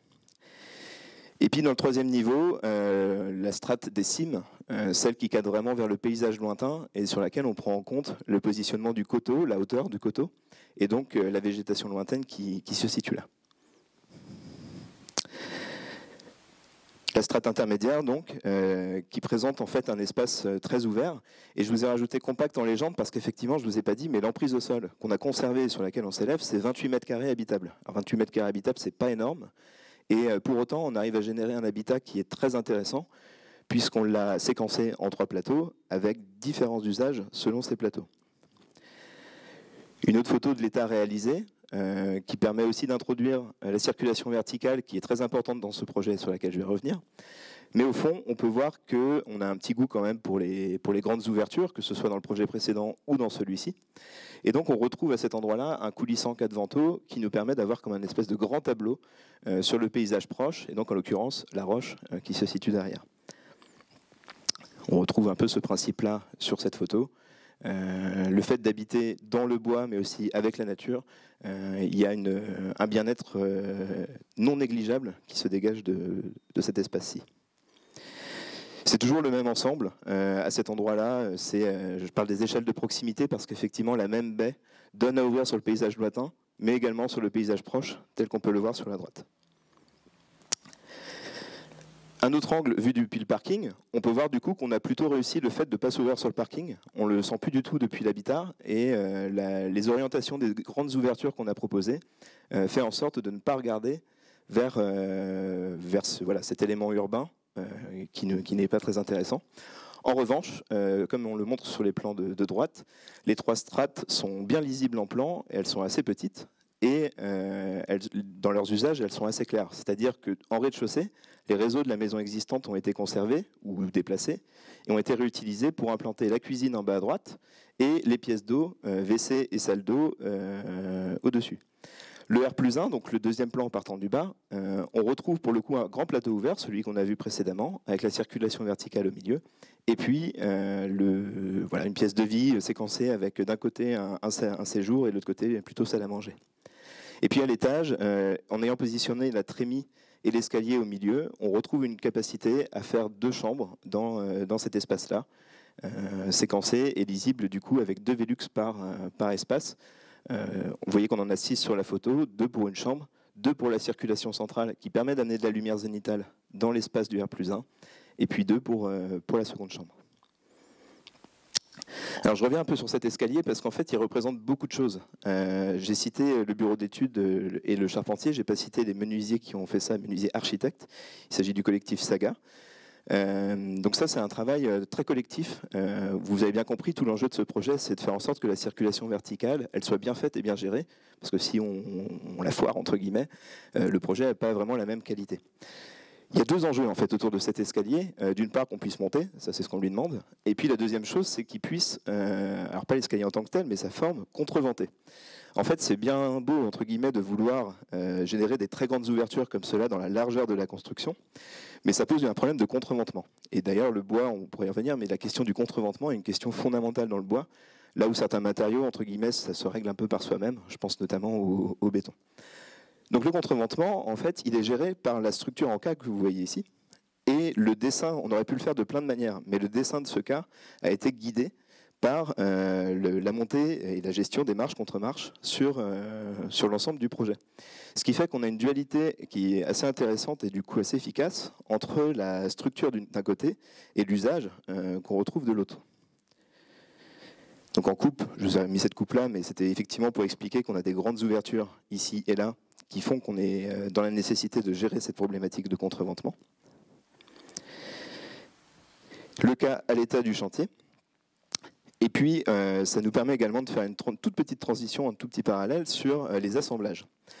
On a dit effectivement que le bois, il ne savait pas tout à fait être autonome aujourd'hui dans la construction. Il est un peu dépendant d'autres matériaux et notamment des fois il est un petit peu dépendant du métal.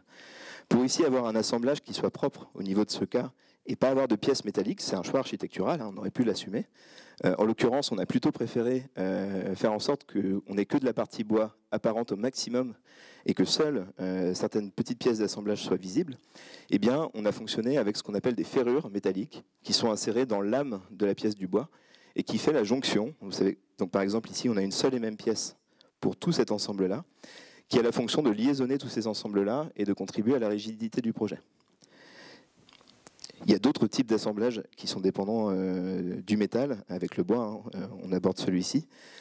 Je mets cette photo également parce que déjà, elle me fait un peu rire. C'est le jour du levage où on avait finalement cette structure en K qui était suspendue à des câbles de grue et qui lévitait comme ça dans le paysage. C'était un moment assez magique. Et cette structure-là, elle est arrivée.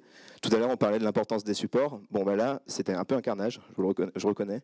Mais effectivement, on voit qu'on a des supports ici qui n'attendent que la partie contreventante, sur laquelle on avait des plots qui sont ancrés assez profondément.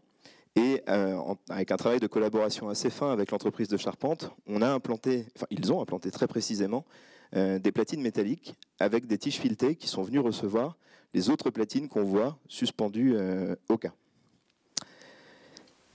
C'est une transition pour parler du levage. Et là, de plus en plus, je vais passer la main à Simon au fur et à mesure. C'est que le levage, là, je vous mets un truc un peu impressionnant, c'est que tout ça, ça a été fait en une journée. Et ça, c'est vraiment grâce à un grand travail de préparation de tous, mais surtout de l'entreprise Thierry Habitat. Il est 8h53 quand je prends cette photo-là, et il est 17h11 quand je prends celle-ci. Tout ça, ça a été fait en une journée, et ça revient à la question de l'intérêt en fait, du bois, aussi sur de la rénovation assez lourde comme celle-ci. C'est que selon la manière dont laquelle on intervient, eh ben, ça permet de faire des interventions avec peu de nuisances et rapides dans le temps du chantier. Voilà, à l'issue de la phase de levage. Et puis, je vous remets un peu cette ouverture qui raconte un peu pas mal d'interactions du projet. Je vais laisser la parole à Simon, qui va pouvoir compléter tout ce que je viens de dire sur la question du levage, mais avec son regard technique de charpentier.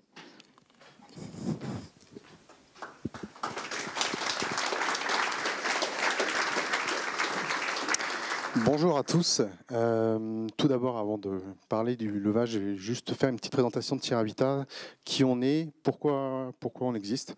Nous sommes une entreprise de charpente et construction bois dans le nord-est de Nantes, à Couffé exactement.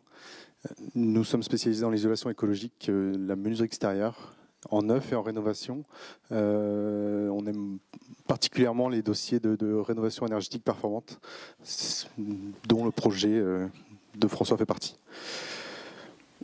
Donc quelques exemples de ce qu'on a pu faire. On parlait de mixité de matériaux sur des maisons Saturbois. Donc une maison Saturbois assez classique, petite, compacte, très économe en énergie. L'autre également, mais avec des mixités de matériaux qu'on peut voir. Dans deux autres chantiers nantais, extension sur élévation, donc c'est quand même une grande partie de notre travail. On intervient beaucoup sur Nantes. Effectivement, Nantes s'élève un peu vers le haut, donc on y participe. Le bois est assez facile à utiliser dans ces cas-là. On réalise aussi, on a réalisé des constructions en paille. Donc ça, c'est dont un bâtiment public en Bretagne, en bas que vous voyez. C'est le premier bâtiment public de Bretagne qui a été réalisé en 2012, juste à la sortie des règles professionnelles. 2-3 projets, donc on a pour vous expliquer un peu, pour balayer un peu toute la perspective, toutes les compétences de Terra Habitat, on est sur la reprise de charpente en sous-œuvre, aussi en changement des fermes et des pannes sans enlever la couverture ni les chevrons, sur la première photo. Un bâtiment un peu plus connu qui n'est plus, d'où aussi l'utilisation du bois, c'est son aspect démontable. C'était le bâtiment qui était sur le site de transfert, qui est du coup du côté de Rouen maintenant. Voilà, il a été déménagé jusqu'à Rouen. D'autres éléments, donc quand je parlais de rénovation énergétique performante, sur l'isolation thermique extérieure et le remplacement de menuiserie, sur les deux photos suivantes, et quelques aménagements intérieurs-extérieurs qu'on a pu réaliser. Voilà. Nous participons aussi sur ces typologies de chantier, par exemple sur les bardages, sur les ITE. On fait appel à des structures d'insertion par l'activité économique. Et c'est là où je vais faire un tout petit parallèle au réseau Ecobat, dont Terra Habitat fait partie de sa fondation il y a 13 ans maintenant. Ça regroupe tout ce qui est fabricant, architecte, structure d'insertion. C'est là pour promouvoir les constructions solidaires. Voilà. Donc on est répartis en quelques groupes locaux avec des thématiques sur l'écologie et par le travail des structures d'insertion, les accompagner et les amener vers nos chantiers. Pour revenir à notre projet commun, la conception, elle commence, pour ma part, dès l'élaboration du devis. Et quand on ouvre la petite liasse de plans, on s'aperçoit qu'on a effectivement, comme tu le disais François, 2 pignons non vitrés. On aime bien un peu nos standards, on aime bien que nos descentes de charge soient les unes sur les autres, avec voilà, des murs un peu opaques pour reprendre justement le contreventement. On n'a pas du tout ça. On s'aperçoit aussi qu'on a un rez-de-chaussée qui est non porteur, un existant qui est non porteur. Voilà. Donc du coup, heureusement que VSB était présent pour nous aiguiller dans nos choix et dans la structure à y apporter. Pour nous, bon, voilà, le devis est fait. L'étape de conception ensuite, elle s'opère sur le relevé des maçonneries, que l'on compare avec les plans architecturaux qu'on aperçoit en rouge sur la photo en haut à gauche. Il s'avère que sur nos relevés à nous, on avait agrandi un peu la maison par rapport aux plans initiaux. Donc ça, c'est plutôt un point positif. Ça peut arriver malheureusement dans l'autre sens. Et du coup, on construit petit à petit toute la maison via notre logiciel 3D qui nous permet ensuite, vous allez voir ensuite, de nous faire un peu notre maquette IKEA pour nous, quoi, créée par nous et pour nous, quoi. Du coup, on peut insérer aussi toutes les menuiseries, tous les profils de menuiserie pour anticiper tous les détails, que ce soit tous les pliages nécessaires à réaliser le chantier. Ce qui nous permet ensuite, une fois que le levage est réalisé, d'aller très vite et de continuer sans avoir d'attente. Et on aperçoit notre colonne vertébrale, mais on l'apercevra encore mieux ici. Donc ça, voilà, ça c'est la partie structure de la maison, c'est vraiment ce qui tient la maison, hein, on pourrait être tout à fait honnête. Et sur l'image de droite, vous avez toute la partie assemblage métallique, effectivement, où tous les efforts transitent par ces pièces métalliques et qui sont à la fois invisibles. Donc, comme je vous disais, on se fabrique nos plans à nous pour qu'on puisse ensuite les fabriquer. Donc ça, c'est par exemple un des poteaux du cas où on a tous les usinages à réaliser et tous les détails liés aussi à la conception. Et voilà, dans nos ateliers, donc une fois qu'on a fini la conception aussi, enfin j'en ai pas parlé, mais on a beaucoup d'allers-retours entre le bureau d'études structure, l'architecte, sur les choix, sur est-ce qu'on peut ou pas réduire l'anthrax du solivage, ou est-ce qu'on peut, ah non, on peut pas, donc ok, on fera avec, voilà. Mais voilà, après c'est juste un jeu d'aller-retour, entre nous. On essaye de trouver des solutions parce que forcément d'un côté ça nous arrangeait et quand bien même. Et donc on arrive dans notre atelier en train de débiter nos morceaux de bois et construire nos murs ossature bois. Et la conception ne s'arrête pas juste, voilà, il faut qu'elle soit anticipée jusqu'au chargement du camion, parce que c'est un peu un jeu de Tetris et c'est pas si simple à réaliser. Il faut qu'on rase un gabarit routier, il faut que le transporteur accepte notre chargement. Donc tout ça, c'est maquettisé aussi. Je voulais juste vous parler d'un autre projet qui est assez semblable, mais qui a d'autres technicités. C'est pour ça que j'avais envie d'en parler. Donc là, on est sur Nantes, on est à Chantenay. Donc on a l'état avant et le projet, en tout cas ce qui est souhaité. Donc on est assez contraint, on a des lignes électriques partout, une surface assez importante et surtout un relevé maçonnerie qui est bien plus complexe.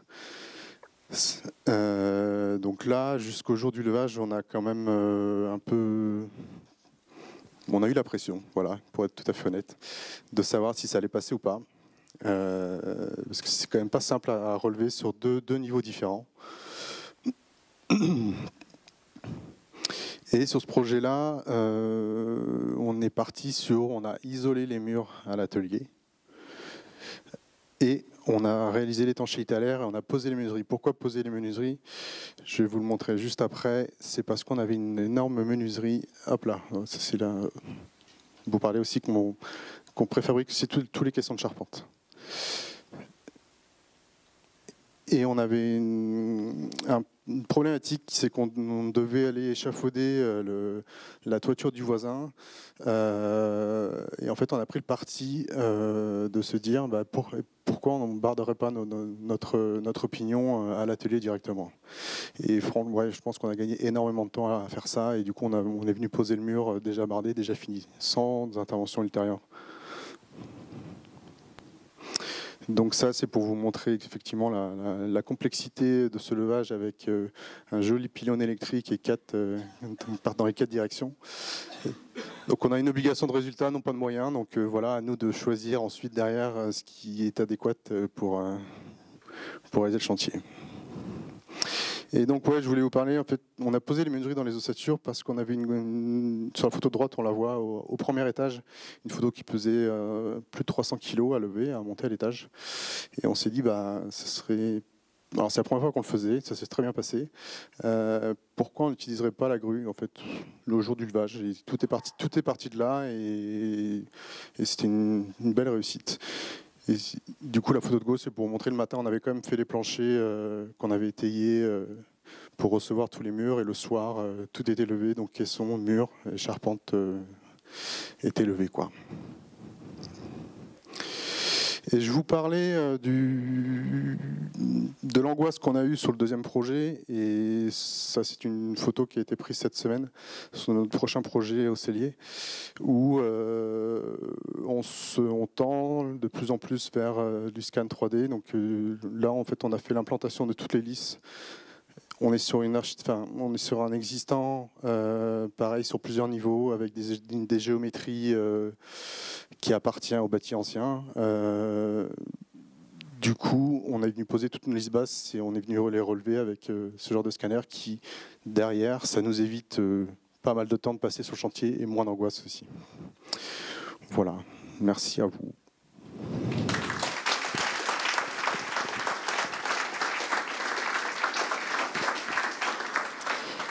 Merci beaucoup à tous les 4 pour la qualité des interventions et la complémentarité aussi.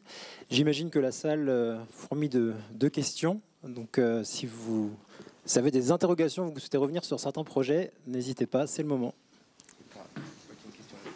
Bonjour. Déjà, merci pour votre intervention, enfin pour vos interventions, excusez-moi. J'aurais aimé savoir le ratio à peu près prix mètre carré pour des projets que vous nous avez montrés. On ne doit pas être tout à fait sur les mêmes, je sais pas. Sur les 2 projets, alors nous, les 2 que j'ai montrés, pour répondre en premier, le premier a été l'ensemble des marchés, parce que c'est important de préciser l'année, l'ensemble des marchés a été signé été 2020, ça a débordé un peu. C'est un projet qui est sorti, il y avait pas mal d'autoconstruction aussi, c'est important à préciser, on le sort à 1 800 € du mètre carré. Pour le deuxième, on est plutôt sur des marchés qui ont été signés maintenant en juillet 2022 en fait, et on est plutôt aux alentours de 2000.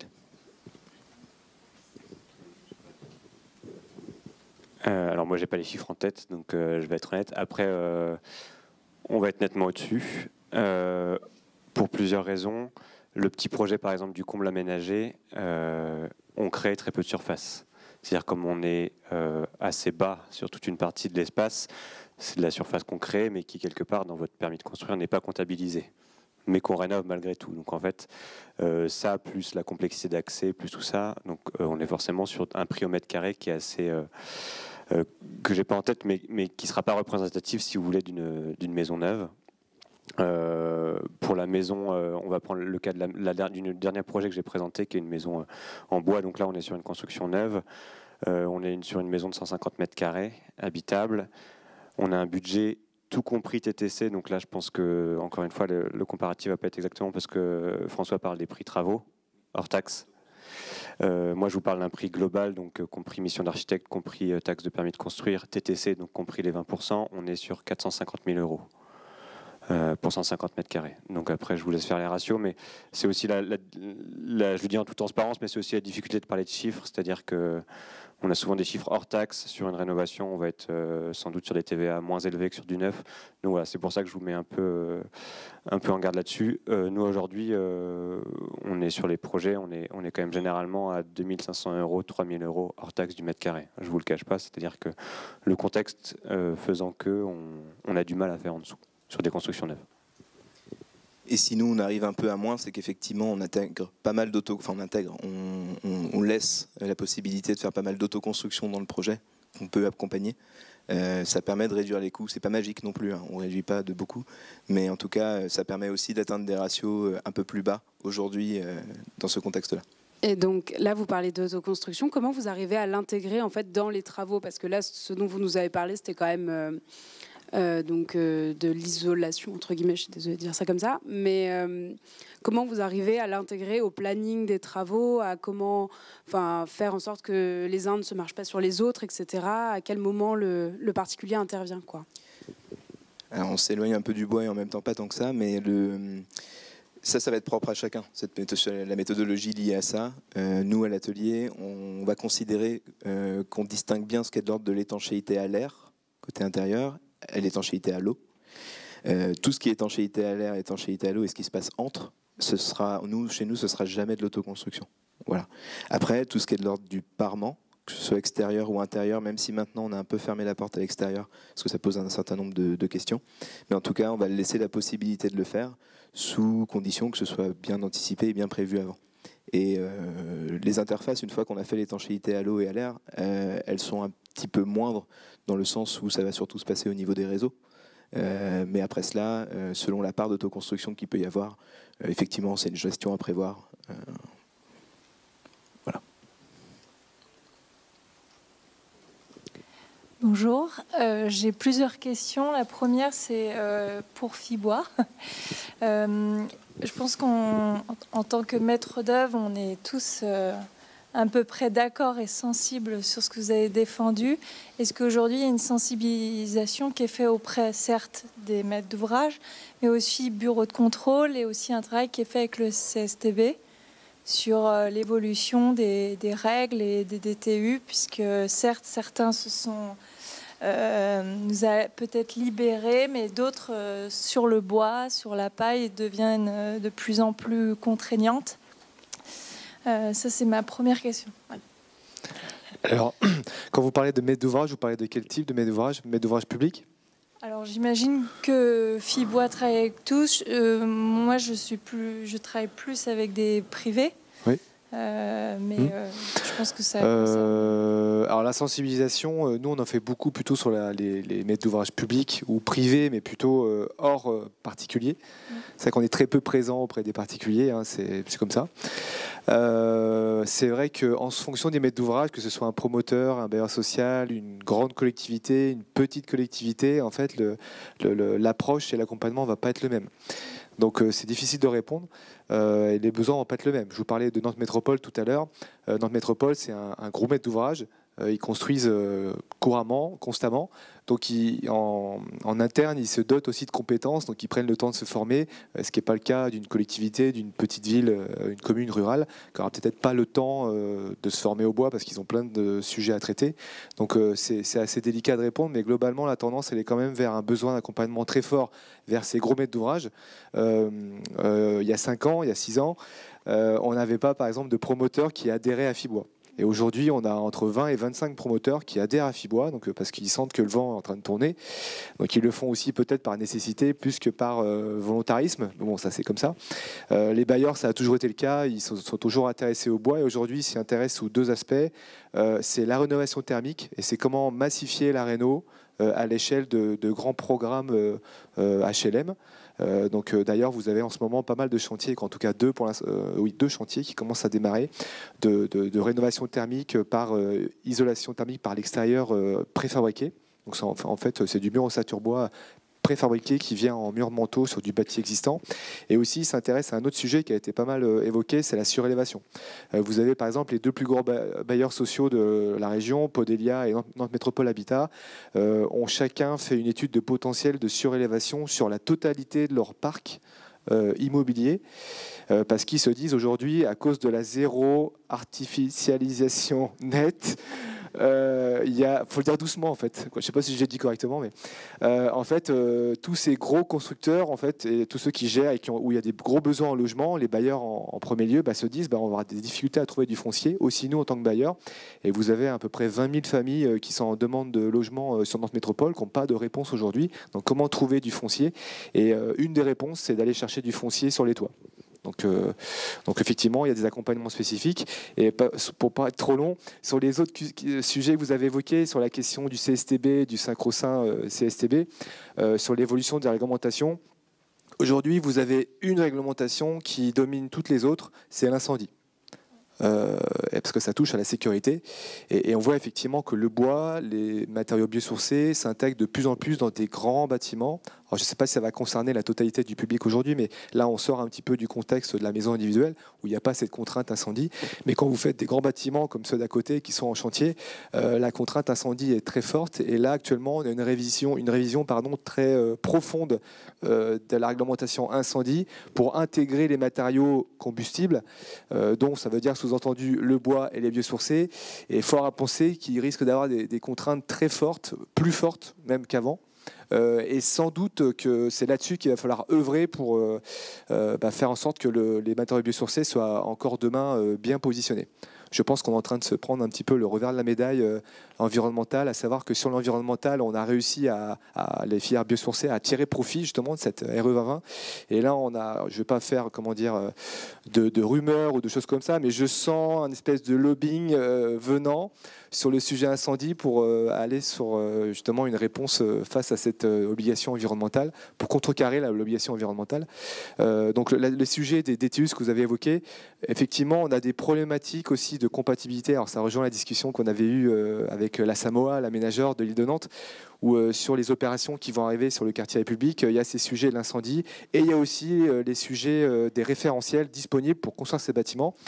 Comment on fait en sorte d'avoir une compatibilité de référentiel entre d'un côté le saturbois et l'isolation paille que vous avez cité. Par exemple, si on prend le référentiel aujourd'hui normatif de la paille, c'est des règles professionnelles qui disent simplement qu'on peut monter jusqu'à R+2. Sauf que les bâtiments qu'on construit à côté, c'est pas du R+2. Et on a des prescriptions sur de l'isolation paille. Donc il faut accompagner ces matériaux pour faire évoluer, élargir les domaines d'emploi, mais je ne vais pas trop aller dans le détail parce que je ne sais pas si je risque de perdre peut-être certaines personnes sur ces sujets, mais il y a effectivement un gros sujet sur vraiment l'élargissement des domaines d'emploi, parce que en fait, l'innovation va plus vite que la réglementation. Et sur les DTU, en fait, on a des délais de révision qui sont trop longs. En fait, ça, c'est un peu la bureaucratie française qu'on retrouve aussi dans le bâtiment. Et ça met beaucoup de temps. Et ces révisions vont moins vite que ce que demande le marché. Donc voilà, moi j'essaie de ne pas être trop long et trop dans le détail parce qu'on pourrait vite y passer des heures sur ce sujet. Mais en tout cas, dans les instances de la filière, on y travaille énormément parce qu'on sait que c'est déterminant si on veut pouvoir prescrire ces matériaux dans ces bâtiments. J'espère que je ne vous ai pas perdu ou que j'étais hors sujet, mais je ne sais pas si j'ai répondu aussi aux questions. Merci.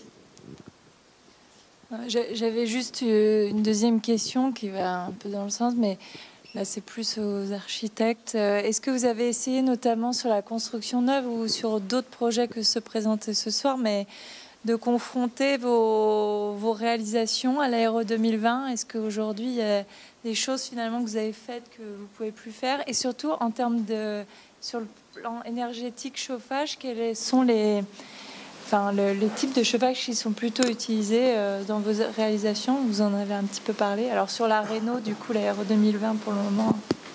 Et c'est rentré quand même en vigueur, donc il y a quand même quelques sujets là-dessus. Sur les deux projets qu'on a vus, c'est le chauffage principal en poêle. C'est souvent ce qui rentre le plus facilement dans les calculs. Pour répondre à la question de est-ce qu'il y aurait des choses qui changeraient, probablement que oui. Et je pense notamment aujourd'hui à la question des degrés-heure avec la problématique du confort d'été. Ça oblige, nous on n'est pas très friands de ça, des occultations extérieures un peu rapportées. Disons que si on en fait, on aime bien les intégrer dans une conception globale, ce qui du coup rajoute aussi des problématiques de budget. Sur les projets qu'on a présentés ici, il y aurait des sujets sur le DH qui ne passeraient pas forcément à la RE 2020, ce qui n'empêche pas qu'on l'a quand même pensé, c'est-à-dire qu'il y a des choses de manière assez low-tech qui peuvent se régler une fois que le projet est livré, si vraiment cette question de confort d'été pose problème. On a un projet plusieurs en cours, on a un qui est soumis à la RE 2020 sur du neuf. Effectivement, on a bien vu que c'était la question de l'occultation extérieure qui rentre en ligne de compte, notamment. Il y a d'autres sujets, mais c'est par rapport à ce qu'on a montré là, ça serait notre amélioration à avoir. Parce que finalement, après tous les complexes de murs qu'on a développés, on est plutôt bon, que ce soit sur l'indice carbone ou sur la partie biosourcée. Ouais, pour compléter, nous, effectivement, alors sur les petits projets, je pense, enfin sur les petits projets de rénovation, de compte, tout ça, je pense que c'est un peu anecdotique entre guillemets, mais sur les maisons individuelles, effectivement, comme disait François, en termes de complexe de murs et de façade, aujourd'hui, on est sur des maisons, enfin en tout cas la maison que je vous ai présentée, elle est toute en bois, donc on n'a pas vraiment de soucis. L'un des soucis qu'on peut avoir sur l'habitat individuel, c'est que les normes devenant de plus en plus exigeantes, on a besoin de plus en plus presque d'isolation. C'est-à-dire que là où il y a quelques années, on pouvait faire un mur à ossature bois simple avec une isolation répartie, aujourd'hui on complète ça avec un complément d'isolation extérieure et parfois un complément d'isolation intérieure. Et en fait, le coût de la réalisation augmente du fait de la norme. Pas du fait de la conception architecturale, mais du fait de la norme. Donc en fait, on a plus d'exigences, donc ça peut être une des contraintes qu'on a aujourd'hui. Et enfin, nous, en tout cas, on en a été témoins sur les 2 dernières années, là, des projets qui se sont arrêtés, parce que les budgets suivent plus. En fait, les gens, effectivement, viennent nous voir avec des budgets qui ont 2 ou 3 ans en tête, ce qui n'est pas si vieux, mais en fait, entre-temps, on a pris la guerre en Ukraine, on a pris l'inflation, on a pris le Covid, et on a pris la RE 2020. Et en fait, on a un décalage de spectre. Ça fait beaucoup de choses, je suis désolé. Mais du coup, on a un décalage de spectre, ce qui fait que c'est des fois compliqué sur des petits projets ou sur des petits budgets. Voilà. Après, nous, effectivement, mode de chauffage, la maison, c'est un poêle. Voilà, on est aussi partisans comme disait François tout à l'heure dans sa présentation, de réinterroger un peu nos façons de vivre. C'est-à-dire nous, on ne fait pas des maisons à 22 degrés toute l'année, tout le temps. On fait des maisons, quand vous avez froid, vous mettez un pull ou vous allumez le poêle. Mais enfin, c'est un peu le bon sens et je pense qu'on y revient de plus en plus, donc ça rassure. Mais c'est vrai qu'on a passé quand même les dernières années à avoir beaucoup d'équipements techniques très élaborés, très complexes et très coûteux en énergie, en espace, de double flux, de choses comme ça. Et on en revient un peu, heureusement. Et je pense que nous, dans les projets qu'on présente, c'est pas vraiment le sujet. Voilà. Et puis après, je sais pas, je me suis un peu perdu dans ma réflexion. Oui, justement, sur la question du confort et de ces changements un peu de paradigme, comment vous arrivez à le vendre à vos clients? Enfin, sur quel sujet vous... Je pense qu'il y a des choses qui, dans la réflexion, finissent par se comprendre. Enfin, je pense qu'il y a une part aussi assez naturelle en fait dans la façon de vivre et de pas forcément être soumis à des équipements techniques qui sont assez rapidement, je pense, pris en compte par les gens. Comme disait François, je pense qu'il y a une part budgétaire aussi qui fait que il y a des choses qui pourraient être faites après. Nous, par exemple, le projet de la maison, là, vous l'avez vu, on est sous une canopée incroyable. Donc, ce qui fait que la question du confort d'été, elle se pose même pas. Et Et en fait, en été, on est en pleine ombre, il fait 6 degrés de moins que les 20 mètres précédents où vous êtes au milieu de la route, bitumé, et voilà. Et donc ça, après, c'est aussi une difficulté de s'accorder avec des calculs qui, des fois, vont être des calculs informatisés qui vont être parfois un peu stéréotypés. Et là, on a un environnement où, en fait, on n'a pas trop de doute que le confort solaire en hiver va être bien parce que les arbres perdant leurs feuilles, les chênes perdant leurs feuilles, la lumière rentre. Et en été, enfin, je veux dire, on a eu une discussion avec les clients, et là, cet été, l'herbe était verte, mais incroyable, alors que partout ailleurs l'herbe est jaune, enfin cramé. Et en fait, c'est pas qu'ils arrosent, c'est juste que le climat est tel que. Donc voilà. Donc je pense que le rapport au site, et François en a parlé aussi, le rapport au site et la façon dont on s'oriente, dont on se place sur le site, fait qu'il y a certaines questions qu'on élude par des dispositifs qui sont plus de l'intervention architecturale plutôt qu'une solution technique et des fois coûteuse. Enfin, c'est vrai que les protections solaires extérieures, c'est souvent un gouffre financier et ça pose des questions de détail et d'entretien et de pérennité. Et voilà, on essaie de faire le plus passif en termes d'entretien possible et pas en termes de passif performance. D'abord, merci pour les interventions de ce soir. Ensuite, est-ce que les personnes qui l'ont évoqué pourraient revenir un peu plus en détail sur comment on arbitre entre le levage et le montage in situ, en particulier à la fois au niveau des coûts, mais aussi de l'impact environnemental, puisque la grue à pédale n'existe pas encore, ou n'existe plus selon mon point de vue. Et question bonus, si vous avez des petits tips pour convaincre un couvreur qu'il est possible de faire un échafaudage entre les arbres, puisque de notre côté, il y a des récalcitrants. Voilà, merci.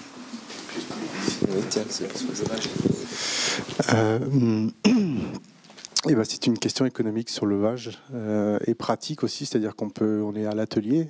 On construit nos bâtiments, enfin nos maisons à l'atelier, donc au sec, dans des conditions qu'on a créées pour nous. Voilà. Donc on est quand même plus efficace que sur un chantier, sur 4 tréteaux posés, voilà, sur ce qu'on trouve.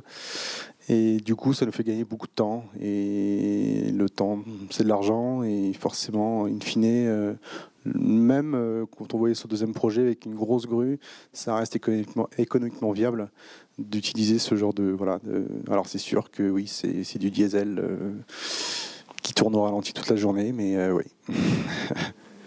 Mais que tu retrouverais d'une certaine manière avec le nombre d'allers-retours des véhicules, parce qu'un montage in situ, sur notre projet, j'ose même pas imaginer combien de temps ça aurait pris.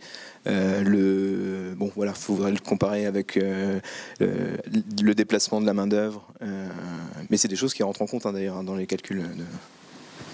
Mais il y a quand même des fois où c'est pas possible, quoi. Il n'y a pas de moyens techniques dans les alentours, voilà, ou trop de contraintes de fermeture de route sur des, voilà, j'imagine un peu des axes comme ça où c'est complexe, ce qui n'est pas encore notre cas, mais voilà, des fois c'est pas possible. Donc on se fait sur le chantier. Et sur le couvreur et l'échafaudage.